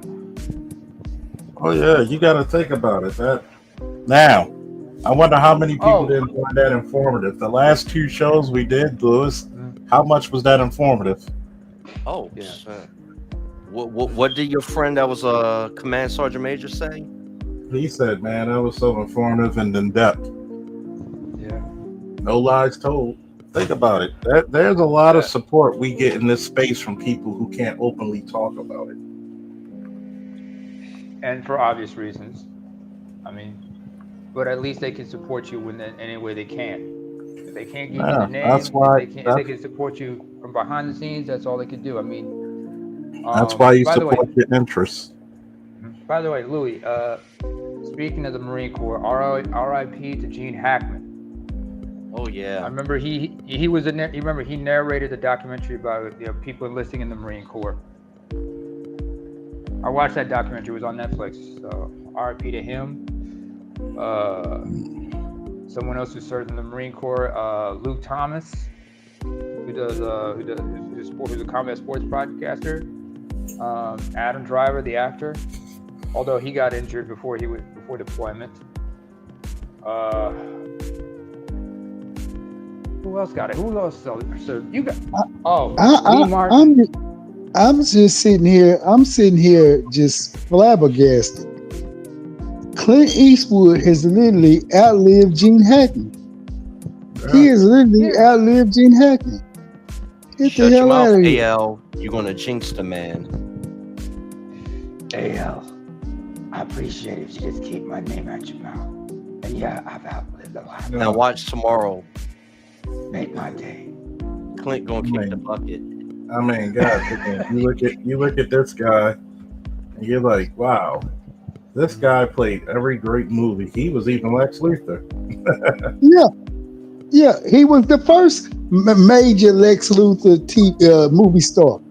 Yeah, he was. Hey, bald and with hair. I remember him in Enemy of the State, if you remember that. With the crew cut and the glasses, that was intimidating. Oh, by the way, Louis, since you said facts over feelings, what if I said that and feelings over facts were 2 sides of the same coin? And that term is actually used in a very intellectually dishonest way. Oh yeah, of course. Because remember, those are the tools of ideologues and blind followers, as well as people who do not want to engage in honest conversations.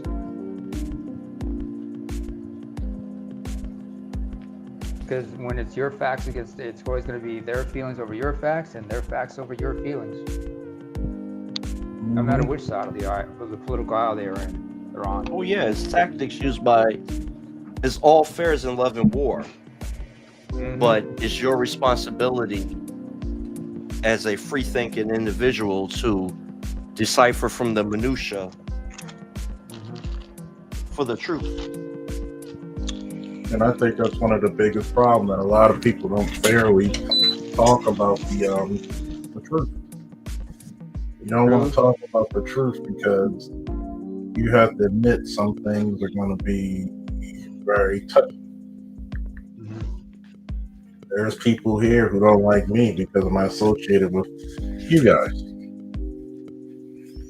Hey, Charles, for what it's worth, as much as you and I disagree, we agree on a lot of things. That's good. Same with you too, Louis. And AL. I have to teach everybody, you know. And I don't do it because I want to be a fucking contrarian. It's just understand, you know, I understand what it's like to live in an absolute monarchy, just like I know under Sharia law, just like I understand what it's like to live under an authoritarian state. And just taking, you know, poli-sci 101 helped me understand these a lot better. And living in a constitutional monarchy with a parliamentary style government, I understand liberty is not easy. No. Hey, I mean, Go plus that I don't like you either, Charles. Huh? Go plus that I don't even like you either, Charles. I hate Whoopi Goldberg's lips because they black. I hate Forrest Whitaker. What are the chances of Gold P coming up here dressed like Rick James with a muddy cowboy boots? And somebody needs to help him learn how to spell either better, because that's ridiculous. Oh, it's E-I-T-H-E-R. T-H-E-R. Goddamn right. Oh my God. E-I-T-H-E-R. Yeah. That's part of the joke. Yeah, I know, but you know, Yeah. I'm like Toya the Tutor when it comes to the words and the art of spoken word. Shit, grammar means something, but you know that's another thing. That's another thing we take for granted and always try to shrug under the rug. Oh, that's just our Ebonic talk. No, nigga, you can't spell correctly. No, I'm gonna call a spade a spade. Cut the shit. I don't care if you try to be funny or not, nigga. Hey, Charles. Yes, sir. Do you got anything else to present? Let me see. I think I got another one. Another joint. Well, in the meantime, I just want to get some AL to think about. AL. Let me look for the joint. I can hear you. Go ahead. Okay, like you talk about spelling. Here's where I fucked up. Because when I was in I was educated in two different educational systems, and they used two distinct forms of English. All right. Elementary school, I learned on the American system, so I did everything with the American spelling. When I went back home to Eritrea, you know, everything was in the British form of English. So English spelling, English writing, even though they were giving me a hard time because I spelled everything in American. Sometimes I'd have to, you know, because I was able to read both English and American spelling, sometimes I get the two spellings mixed up. Like the other day when I was saying something, I wrote something, I actually used the British spelling instead of the American spelling. And I had to explain to that person, oh yeah, I had this habit of, you know, making both every once in a while. For example, when I wrote snowplow, I actually used the British spelling instead of the American spelling. They're like, what's going on here with you? I said, oh, sorry, this, that, and so. So I said, yeah, I sometimes use the British spelling or the American spelling. That's how I code switch. Yeah, I talked about your spelling because you misspelled either, sir. And that wasn't correct at all. It's called constructive criticism. You'll get over it. You'll get over it. He gonna learn. Motherfucker gonna learn. Anyway, here we go. Ready? Yeah. All right, Mr. Henson, let's hear what you got to say. Did you notice that of all the controversial Trump nominees, the left went after Pete Hegseth the most vehemently? There was a reason for that. He is proposing radical changes in the Pentagon. What we have now is more or less a monopoly. We have Raytheon, we have the Boston Military Group, we have Northrop, we have General Dynamics, we have Lockheed. And the way it has worked is that 4-star generals rotate out. They work for these consortia, and then they use their contacts of subordinate officers to favor their procurement. I'm not saying there's anything wrong with it, but it's an inherent conflict of interest. And Pete Hegseth is going to stop that.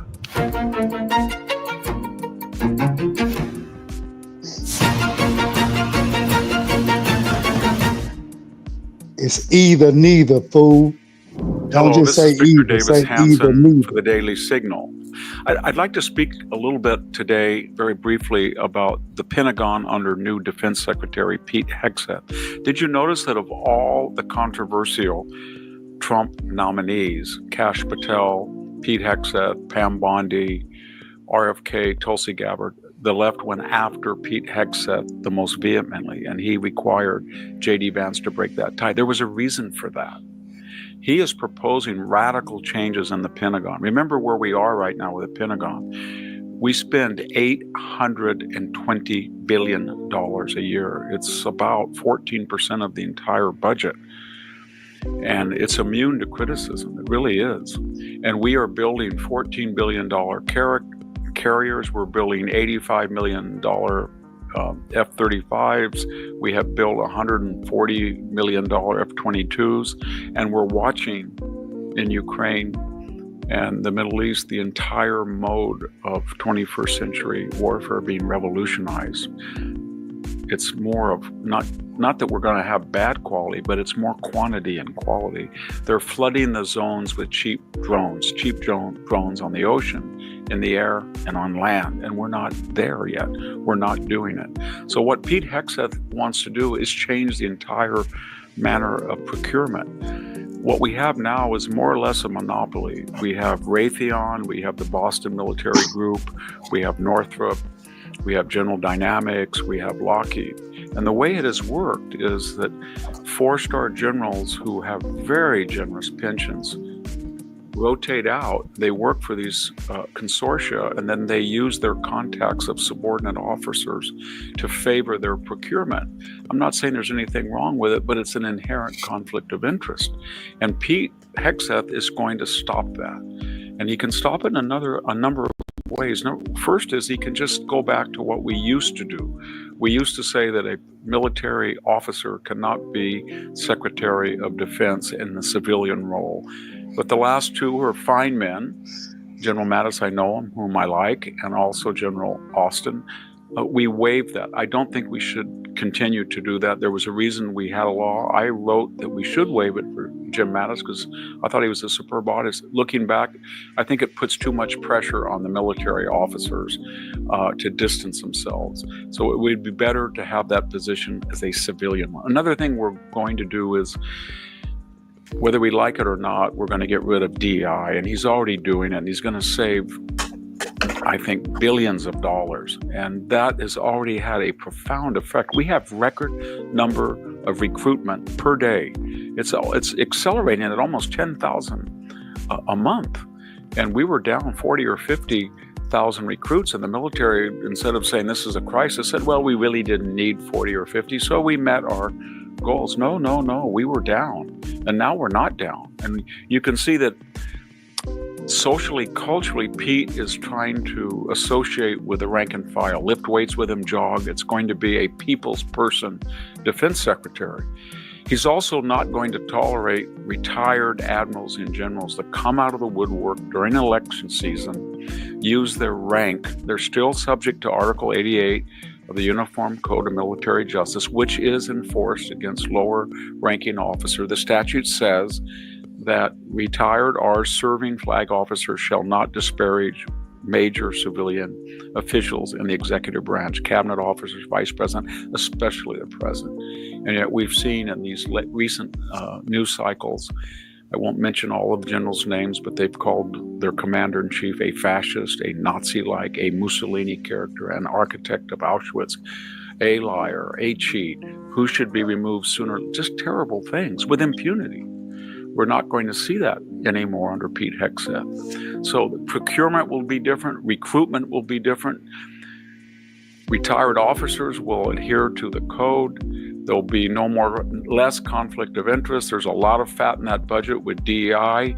And he's basically sending a message that we're not going to look at the superficial color of one's skin or their religion or their gender. We're going to look at the content of their character, and more importantly, even than that, the ability to fight well for the United States. And I think he's going to be very successful. He's going to be very controversial, and that's why the left went after him more than anybody else. And I think that the Pentagon budget will shrink, and it will be more bang for the buck, and it's just all welcome. Thank you very much. This is Victor Davis Hanson for the Daily Signal.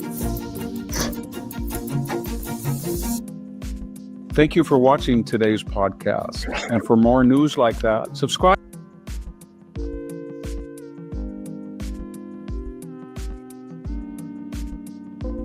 What do you think about that, folks? Article 88 is what he said? Is that the number? Yep, you could be penalized as a retired or serving flag officer. So, but is there like where does that draw the line between that and freedom of expression? That's what my question is.